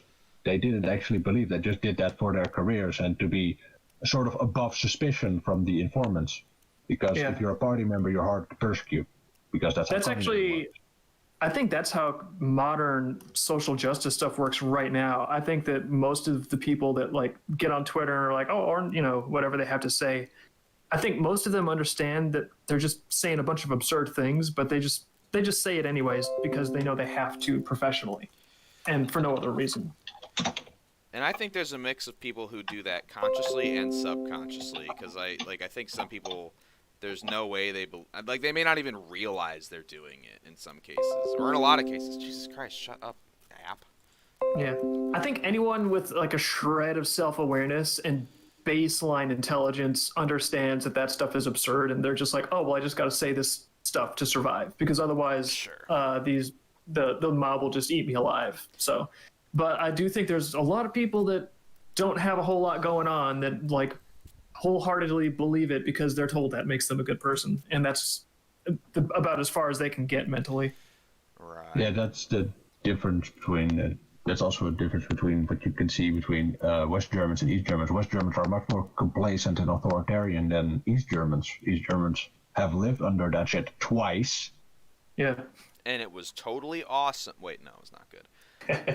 Oh, yes, thank you, Billy, because Dave, maybe Nico, you'd be interested in this. Colin and Dave, definitely, but my friends all were telling me to watch this Adam Curtis documentary. I don't know if you know about this guy. I'd never heard of him, but I was amazed this was allowed to be played on TV because it was so relevant, and it was just like, here's how all the power structures work and why it's all fucked up and wrong and weird and horrible. And this was like it's a documentary by this man named Adam Curtis. He does a lot of stuff like this. He's kind of like a Robert Greene-esque person where he's interested in how power works. And he had a documentary that played on the BBC, called Hypernormalization, and it's free on YouTube now. It won like BAFTA awards and like all this stuff that when you recommend it to your parents, which I did, makes them not think you're crazy. Because normally I'm like, well, here's how this works, and they're like, that's like weird schizo shit. I'm like, no. But then I was like, BBC BAFTA awards. They're like, oh, now it's real. It was crazy how well that worked. Come from authority mouth, make good. It was amazing. From your mouth. They never, they never listened to me, but the BBC. Oh well, that's a real thing. But it's 2 hours and 45 minutes. It's very listenable. I played it on my computer, but it's I've talked about my sensation of what I call reality dysphoria, where it's like you just see people saying things that are so obviously blatantly untrue and unbelievable and false and bizarre that it makes me feel like, am I like even seeing the same colors as others? He gets into all this stuff and why it's happening, where it's happening, how it's happened over the past like 4 decades. And it's absolutely fascinating. And it's very, I found it very like, made me feel like I wasn't, it's one of those things where like, oh good, I'm not crazy. This nice, smart British man also understands, and he understands it even betterer than I do. And he made it into a nice.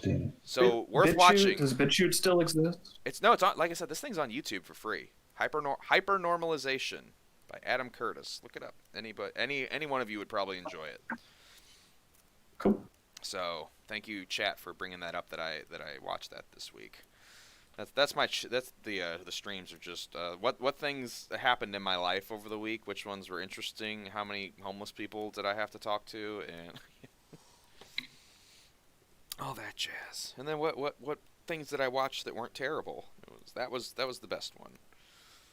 And he's got a new mini series coming out soon that he's been doing this stuff since like the late 90s. So he's got a whole backlog, I guess you'd say, of films about how propaganda and power dynamics work in the modern world. So if you're like me, cool. if you're like me and you're into that stuff, it's super, it's super black pill shit.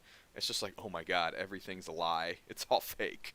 You're gonna get that. I feel like that's worth I knowing. feel like it's kind of at this point, it's almost like, kids that are going to school and they go to their civics class. It's like they're learning bullshit. Like this is actually how the world does work. So if we have to exist in it and learn to navigate it, that might be better to start understanding the brute, malicious, deceptive power dynamics that are driving everything, as opposed to like you get to vote for the person that you want to represent you in Congress.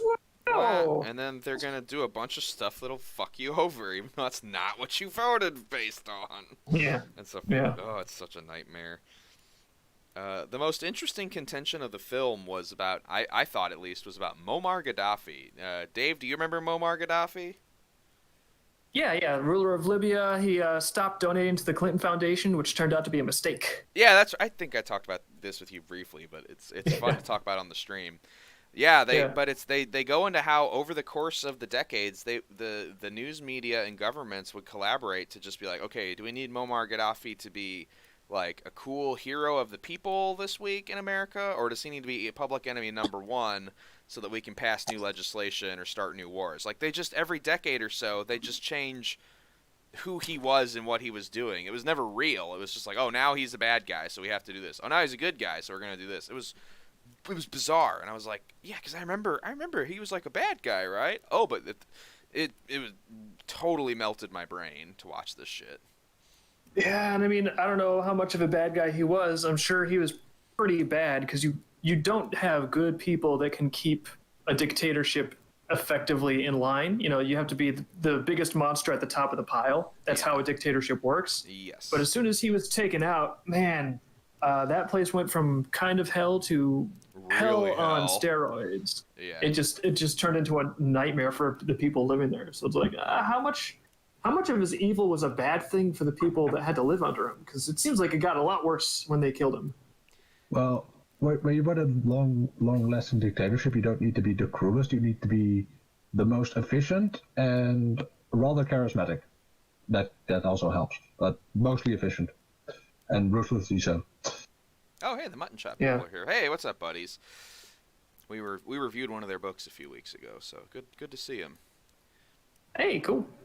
No, we've been getting more and more people who they tune in to watch us live review their books, which is that's been like a new thing now, and it's like, oh god, if I have to say anything mean, I always feel really bad because they're right there in the comments. They've all been really good about it, though. None of them have gotten defensive or weird or called me a faggot or anything. They've been like, yeah, that's fair, like, so that's been nice. That's the whole thing with Swick, is we do honest reviews, so. It makes you guys kind of rare, too. I know. There's not a lot. Oh god, it's so. Oh, comic reviews are just a fucking joke. The poll Well, quotes. I was gonna say like, the poll quotes on books are all lies. They don't even read the books. yeah. Well, I mean, I think most people know that. They're like, oh, I wonder if this book is good or not. And you read the quotes, and you realize after you read the quotes on the book, it's like, well, I wonder if this book is good or not. Yeah, no, like you have no idea because it's like, did any of these people read this book? Like sometimes they'll be so vague. It's like this is just like generic. They just pulled this out. There's no way they read the book. Other times I will read the book and then look at the quotes and I'll be like, did they read something completely different? This was awful.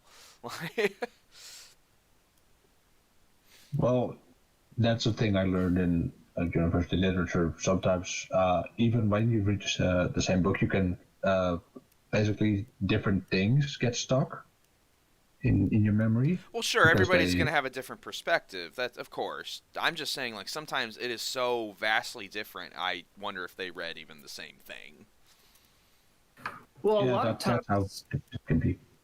a lot of times I think that didn't Chad say like even these geek websites like they have deals with Marvel and DC where they have to put a certain percentage of their coverage towards the corporate mainstream crap, and they have to say nice things. It's like Disney only pays you if you get like. They won't send you review copies otherwise if you don't review enough of their stuff.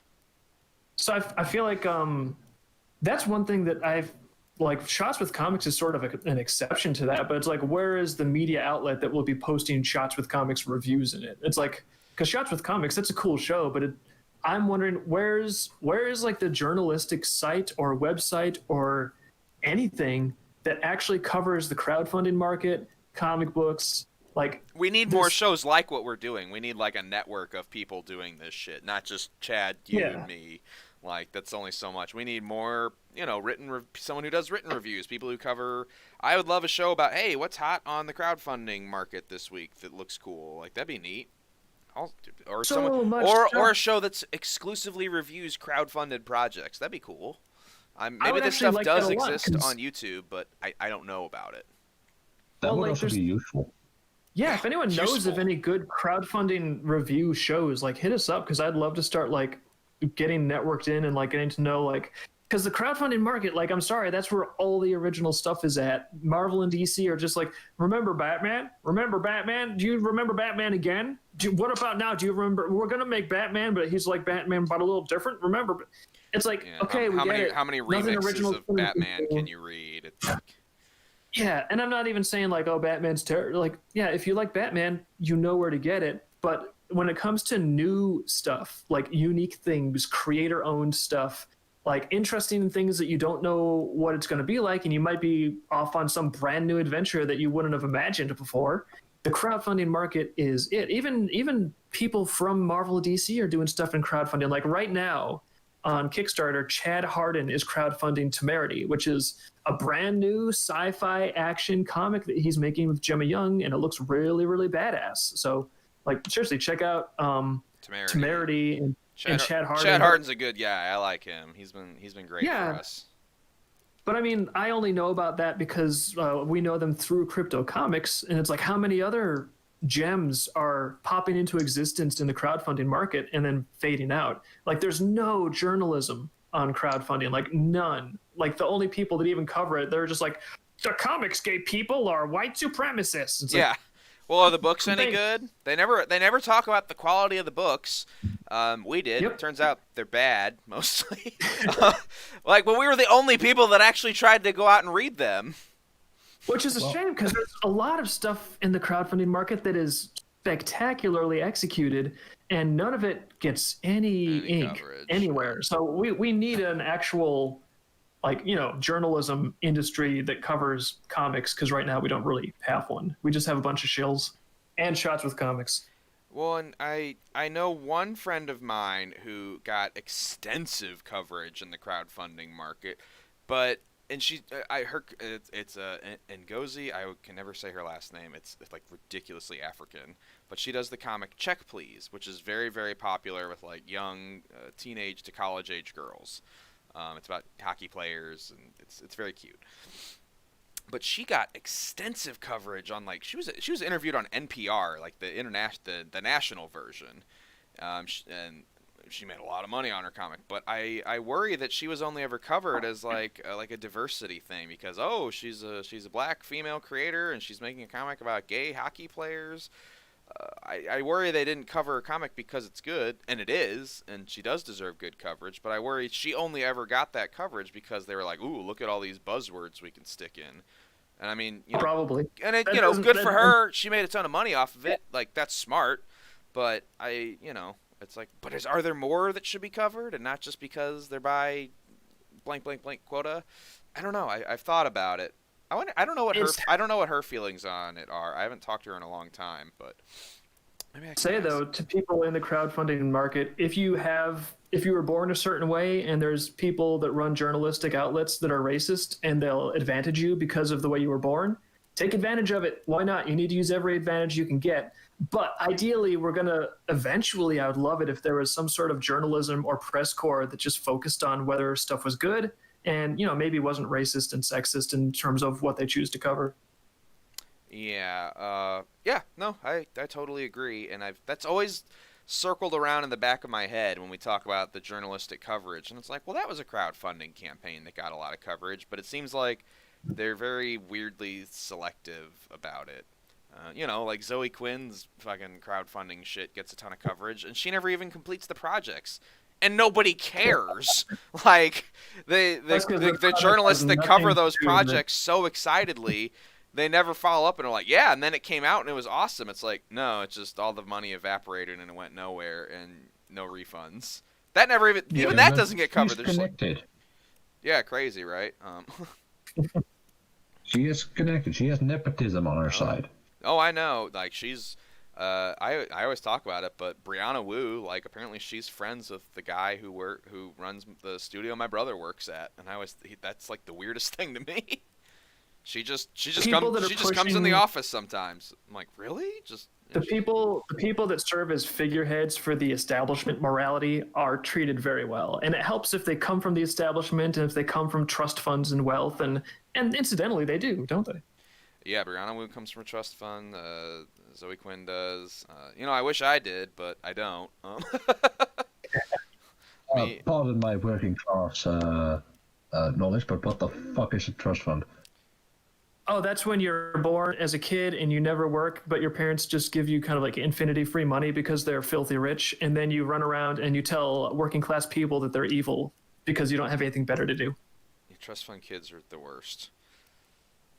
They started out as hipsters, and then they were like, well, that's not enough, so they turned into moralizing hipsters, and it's like, oh, God. But yeah, they're basically... A trust fund is a fund you set up for your child so that he or she does not have to really worry about money. Oh, but parents, I must admit, my parents did care for me that much as well, but they have to actually work for that, and they actively raised me because they're good parents, and they were kind of... They wanted more children. They never did because, I was their first and I had autism, and they were really worried about that. So they didn't want more tisms running around, huh? No, they were worried they couldn't give me enough attention if they had more kids. They didn't know what it was. Sure, yeah, autism. People just kind of there was like a vague understanding of it until like the last 10, 15 years, I want to say. Well, and I dare say, even if my autism had been, I have quite mild autism, but even if it was more severe, I still would have probably ended up this well just because of how well they raised me. Oh, well, that's good. You got good parents. Nice. So do I. I have really fucking good parents. I like my parents. I give them a lot of shit for all their boomerisms and not understand. Well, no, they were getting better about the money thing. I call them every week. But my brother was explaining, he's like, Mom, Dad, me and Madeline, we will never have the same amount of wealth as you. That is just not an option. That just cannot occur. And I've been saying that, and now that both of us are saying that, it's like starting to get through to them. They're like, oh. It's weird. It took like a team effort, but I was like, yeah, you got it, Gannon. Thanks, man. Got me in the clutch. It's like you're finally getting through to them. It's like, no, you're from this thing that we call the locust generation. See, there was Well, we the don't put it greatest that way. generation. Jesus. I do have problems with my parents, especially lately because my rebellious streak hit recently, rather late. But Wow, you're a late bloomer, aren't you? yeah, most people with autism, because Asperger's, especially because it's it the way your brain grows or something. You start cutting unnecessary connections by age 20, and with autists that only happens at age 40. So you. Oh, okay. Yeah. Well, no, my husband has Asperger's, so that's interesting to hear. He's never mentioned that. Yeah, that was a very recent discovery. I believe 5 years ago they discovered that, and other forms of autism. I don't remember exactly. Interesting. No, autism's kind of fascinating. The whole spectrum of it, and like people always, people obviously rag on autisms, and people with autism can be a little awkward or silly and whatnot. But for the most part, I kind of like autism's better than most people because they're more honest. So I like being around autistic people. I like them. What can I say? You trade a little bit of awkwardness for a lot of honesty. Why don't you? Yeah, see? I did. I did marry one because it was nice. Yeah, well, it seems like it was the right decision. You guys are great together. Yeah, aw, thank you. Oh. However, how nice it must be to market an idea, get paid, and never or under deliver. Looks at Star Citizen. Is Star Citizen still not out? God. It's still not out, but I heard they're crowdfunding the sequel. Are they? I know, I made that up, but it wouldn't surprise me. That could have been true. Like I've been like, they might.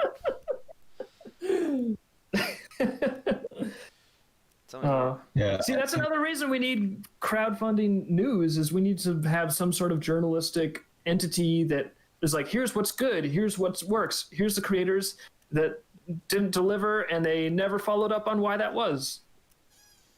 You're kind of like a watchdog group, which is what journalists are kind of supposed to fucking do. Yeah, theoretically. Theoretically. Me and Dave, we always talk about it. We read Transmetropolitan, and there's a reason Spider Jerusalem is a fictional character.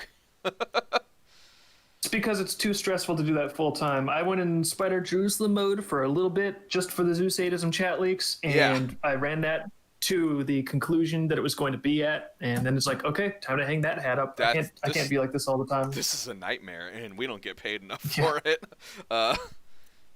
Well, I didn't get paid anything at all for it. we got anti-paid for it. Like that hurt us ultimately. Maybe in the long run it won't, but maybe in the long run it'll work out. We're building our own events, but yeah, short term it's like, well, there goes conventions that I've been to for a decade. Poof. Oopsies. Yeah. We tried. We tried. Trombone.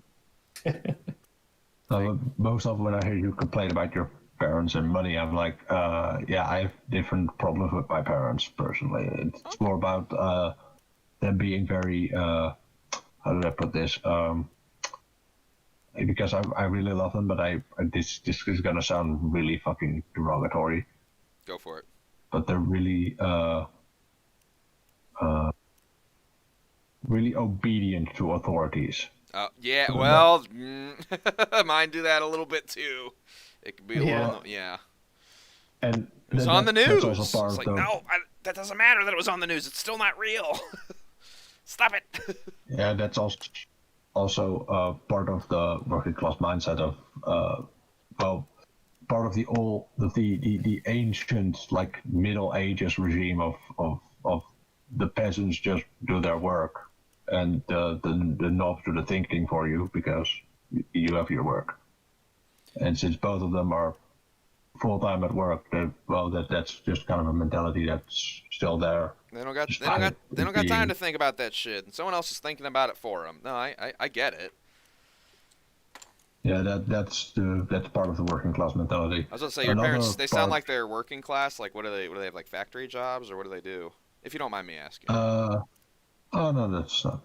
My dad's a carpenter. Cool. He has been all of his life. Wow. Since he was 16 up until like now, 66. Ooh, nearly retiring. 50 years of carpentry. He's probably pretty Yeah. fucking Man. good. Yeah, I was thinking the Oh, same he thing. is. He is. When I'm done with school, I might spend some more time with him to pick up some of his tricks. That Especially stuff is because, worth knowing how to do. My dad taught me a Yeah. lot. My dad's he's an aerospace engineer, so he knows how to build things too. And the amount of shit I've learned from my dad that I've held, like as a kid, I thought it was super boring, but man, it comes in handy. Yeah, especially because I happen to be a gun nut in a country that has very draconian gun laws. Oh yeah, are you guys like UK? Like, is it as weird as the UK or better, worse? We used to have a really good thing in the 80s. I'll tell about that after I'm done talking about my parents. Well, And I don't my know if we mom got is time. a We're coming up on 10:15, and I actually just finished what I was working on. So maybe we'll just wrap it here. Let's hear about your parents, and then we'll call it. Yeah. You guys think so? My mom. Yeah, I could still talk about the gun laws we have. That's also rather quick. Okay. But my mom we used to be a housewife, Okay. and nowadays she's a cleaning lady. Okay. So That's she started when I was 16 because that was when my dad had an accident and he was out of commission for a while. Ooh, that sucks, man. Well, he took up. He has to be busy. He has to be. So he took up housework, and he's really good at housework because my grandmother from mother's side taught him how to cook when he was a teenager and dating my mother. Sounds like you got hardworking, kind of salt of the earth type parents. Yeah, and I'm a lazy bastard, relatively speaking. You're in school. I You'll get it. Yeah, but no. Anyway, Dutch gun laws in the 80s they used to be really good. They used to be anyone could try as long as you didn't have a criminal record. Okay. And basically, you had to go 20 weeks. You had to attend training where you would fire a pistol for 6 weeks, a revolver for 6 weeks, and a rifle for 6 Wow, weeks. you guys read extensive stuff. Like we just have kind of like a 4-day camp you do, and then you do a field day. No, it's just like for that many weeks, and you have to come once a week, and it's a couple of hours where you just pump rounds through a gun, get trigger discipline, and a feel for the recoil and all that, just so you can safely operate it. Smart. And after that period, for the last few weeks, you get a special preliminary license that allows you to go to a gun store to buy any gun you want, but after that you have to go home in as fast as possible, because otherwise you will just be arrested for illegal gun trafficking or something. Oh, because that's a little odd. Yeah, so you can buy your gun and then you have to go home. Take that shit home. Yeah, because you're not allowed to carry firearms in the Netherlands. So you never were allowed. Can you hunt anywhere? Like how do you? Well, then you're not carrying a gun, then you're hunting. Oh, okay. You carry a gun to go hunting, but you know. Yeah, but that's just travel. That doesn't really count. That's I guess just to a hunt. You can understand why it sounds a little odd though, right? Like. Wilson Green, yes, that's just to get the license to get a gun. But yeah, in the last few weeks, you take the gun you bought and you train with that, and then you have your gun license. All right. Well, there's a caveat. You have to become either part of a hunting club, or a sports gun club, or you need to be military or police. Although if you're military or police, you already have your gun license, because the Army and police academies both have much more intensive gun training, and basically they're like, you can have your gun license, you've been trained, because it's much more intense than that city stuff. Sure. So you have to join one of those things, or could you just join like a high school instead? No, you have to join a sports. How do you put this? Or you need to be a militaria collector. a licensed militaria collector. Then you Wow. can own a gun too. Then you can even own a tank. Well, for us here, it's gun ownership. Like, you can just go to Cabela's and buy one. They do a quick background check. You're good to go. You fill out a questionnaire where you say, yeah, I'm not insane. I don't do meth. And I'm not even joking. They ask you questions like that. The questionnaire will be like, are you mentally insane? And if you say yes, you don't get to buy a gun. So, it's tricky, I know. But it's getting the hunting license is a little more complicated, but it's not too bad. I've walked Dave and some others through it, how we're gonna do it up here. So Yeah. we're gonna That's do We'll it. have no peace. We're gonna do it. Nowadays it's much more strict. Nowadays it's god awful. It's a fuck ton of paperwork. Yeah, like, are you illegally able to own a gun, Nico, or can you not currently? I have yet to get a license for that. Okay. My parents said that after I get my driver's license, they're willing to let me try out for one. Okay. Because I'm a massive gun nut. I'm a massive gun nut. I can tell by the way you talk. I'm like, this guy's a history gun nut. Yeah, I know what you're about. You can tell. You can tell it. You can tell it. Sometimes you gotta but come visit Gio. He's got a good collection too. But even then, if you can own a gun, it's fucking restricted. There's that 5-round rule that no gun is allowed to have more than 5 rounds in it at any time. Oh, that's Missouri has that law too. You can't use a magazine. Well, other than revolvers, but on long guns, yeah, your clip can't be any larger than 5. Your magazine. Even in revolvers, you can't have more than 5 chambers loaded. Oh, that's really dumb. That's really silly. Yeah. It's even worse in Germany. In Germany, it's only 2. Oh my god! Don't fucking miss. Yeah. Yeah, because the German government basically assumes you're a Nazi until well, they never don't assume you're a Nazi. So the German government will always find a reason to persecute you because it's the German fucking government. But It's kind of ballsy of them. Just as an aside, it's kind of ballsy of the government of Germany to be like, we're worried about the other people being Nazis. It's like, it was actually the Nazi government that was the problem. That was you guys. Yeah, you guys set the precedent. Like, calm the fuck down. Just there's the 5-round rule, and you're not allowed to own any caliber larger than 45. Oh wow! I mean, that's pretty high caliber, but yeah, we've got 50 cals at my house or my parents' house. They've got that. What's up? Verboten. 50 calibers are verboten. We have my dad built it. He built a 50 caliber black powder rifle. The thing's fucking huge. Oh, muskets are okay. Oh, all right, because we have he's probably got some other stuff that's crazy. My dad has so many guns. I've only got 4, so I'm pathetic. No, that's a law for modern cartridge firearms. For muzzle loading muskets, there is no limit. Oh yeah, Billy's held the muzzle loader. That thing's huge. It's very heavy. You can club someone with that thing. You also don't need a license for muskets. They're considered too obsolete to matter. Man, you know what's really weird is because I bow hunt and bow fish. You don't need a special license to bow fish, but you do need to get the exact same hunting license as someone who wants to use a gun to hunt for bow hunting. I don't really understand it, but I'm at least kind of grateful because it would suck to have to get like the hunting license to do bow fishing. Like that would really blow. Yeah. But it's still illegal firearm possession if you have that on you, a musket. Oh, okay. Yeah, you're also not allowed to defend yourself. Cool. That's awesome. Yeah, the government has a total violence monopoly. Great. That's so dumb. Like, just let yourself get killed. It's good.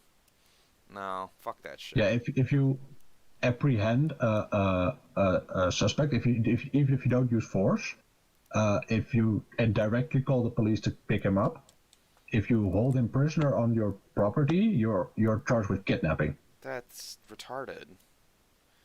Like that's legitimately the self-defense laws are so fucked where like you can defend yourself and you end up getting in trouble. And that can happen in certain states over here too, and I think it's just a fucking travesty that you're just supposed to like let yourself get robbed or raped or beaten like because for some reason I don't understand it. It's like, well, wait for the police. It's like they take average like 28 minutes to get somewhere. You can beat a lot of people to death in 28 minutes. Yeah, I'm a massive American Second Amendment fanboy. I'm really trying to get it into the Netherlands. That's the one foreign influence I want in the Netherlands is the American gun laws. They keep trying to neuter gun them. laws. Well, and they keep trying the to neuter Founding them over Father here. Federalist Papers. Yeah, hey, you're speaking my language. No, I hate how much they're trying to neuter it over here just because occasionally there's crazy people out there. It's like, yeah, there's crazy people out there. I want to be able to shoot them from far away so they're not anywhere near me. And the crazy thing is, the Dutch used to have really extensive gun ownership in the Golden Century. Wow. It was like normal to have guns. Huh. Hell, even if you had a gun, which there was a time before that where if you had a gun, you basically joined the gunners, the sort of civic guard, proto police thingamajig. I know. I actually, if you ever read the manga "I Am a Hero," you can learn a lot about Japanese gun ownership laws, and that's a whole other barrel of fish. They're not allowed to own a gun in Japan, from what I heard. You can do it. It's very, very difficult, and they go into it extensively in the comic. And the guy is ridiculously paranoid about the gun laws because of how strict they are. But it is doable. Yeah, because I've heard it's so bad that there are no surviving Arasakas outside of America. Oh, like, is that a type of gun, an Arasaka? Arasaka, that's the Japanese service rifle from World War II. Oh, I would not doubt it. All copies in Japan have been destroyed or dismantled. Oh, that's terrible. It's getting rid of history. Made inactive, yeah. Ugh, terrible. Yeah, well, it's not like they're not already denying that the war happened. I mean, they're basically never acknowledging the rape of Nanking and anything. Oh, yeah. I mean, well, even during, like, the Meiji era and stuff, they had the sword ban. Like, that was a big deal, and you couldn't openly carry a sword anymore. That had happened. No, that was only the samurai class was allowed to own swords. Sword. Well, yeah, well, you couldn't openly carry them anymore. Was the big thing. The samurai class could, but you couldn't own one. Oh yeah, yeah. They wanted just samurai to be able to kill you. Yeah, the only exception to that was an asigaru, which was kind of like a conscript, but he was issued one by his lord, so then he didn't own it. It was just issued to him for the duration of his conscription, which is not ownership. And that's how you allow for peasant conscripts in class-restricted gun ownership societies. Huh. Oh, I learned something tonight. Well, it's interesting though how in America there's so many people that are like, oh, we have to have more gun control, and it's like what they're really arguing for is for like only the establishment enforcers to have guns and to take guns away from like the normal people, like the citizens. And it's like I don't know. It's again, it just seems like more civil liberties for people and less for these, because that's a pattern through history. You always get like governments that are like, only we can have weapons. We want to make sure that the citizens have no recourse against us whatsoever. And it's I don't know. Governments that have too much power, like, they can do some scary stuff. Yeah, you're gonna need an army of guys like me out there with bows and spears, and that's gonna look insane. But well, when all else fails, there's always Luthi and there's always Molotov. That's true. That's true. You can always make napalm, kids. It's just gasoline and orange juice. There you go. Gasoline and styrofoam. That's another way to do it. There's a few ways to make it. Read your Chuck Palahniuk novels, kids. Anyway, it's coming up on 10:30. You guys want to wrap it up here? I always love the gun talk, but it is getting kind of late. I think we have had mission accomplished for Snake Pit tonight. Yeah, this was good. We came in hot. So thanks everybody for being so active this stream. I love it, love it, love it. Bring your friends. Yeah, that was really fun. Yeah. Yeah, I was on a bit too long. Oh, you're fine. I wonder if when I have the internship, if I can count my presence here as part of the work time. Yeah, sure. Why not? I don't even know what you're talking about, but sure. Social media market. Well, he's doing translation work, and we're gonna try to set it up so it qualifies as an internship for a company because it's that should totally count. Yeah. Yeah. So I can get study points for my master's degree. Yeah. Oh man, Yeah. I hope that works out. That'd be great. That'd be super. I'm already allowed to work for Vivid. That's been arranged, and it's gonna count. All right. And even if I don't do my master's thesis this year, I'm still allowed to do the internship.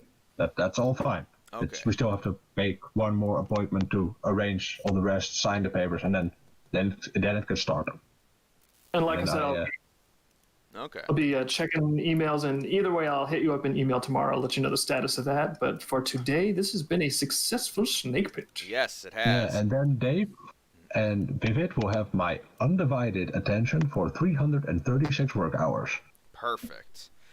All right, well, we will be back next Saturday with Snake Pit again. Same snake place, same pit time.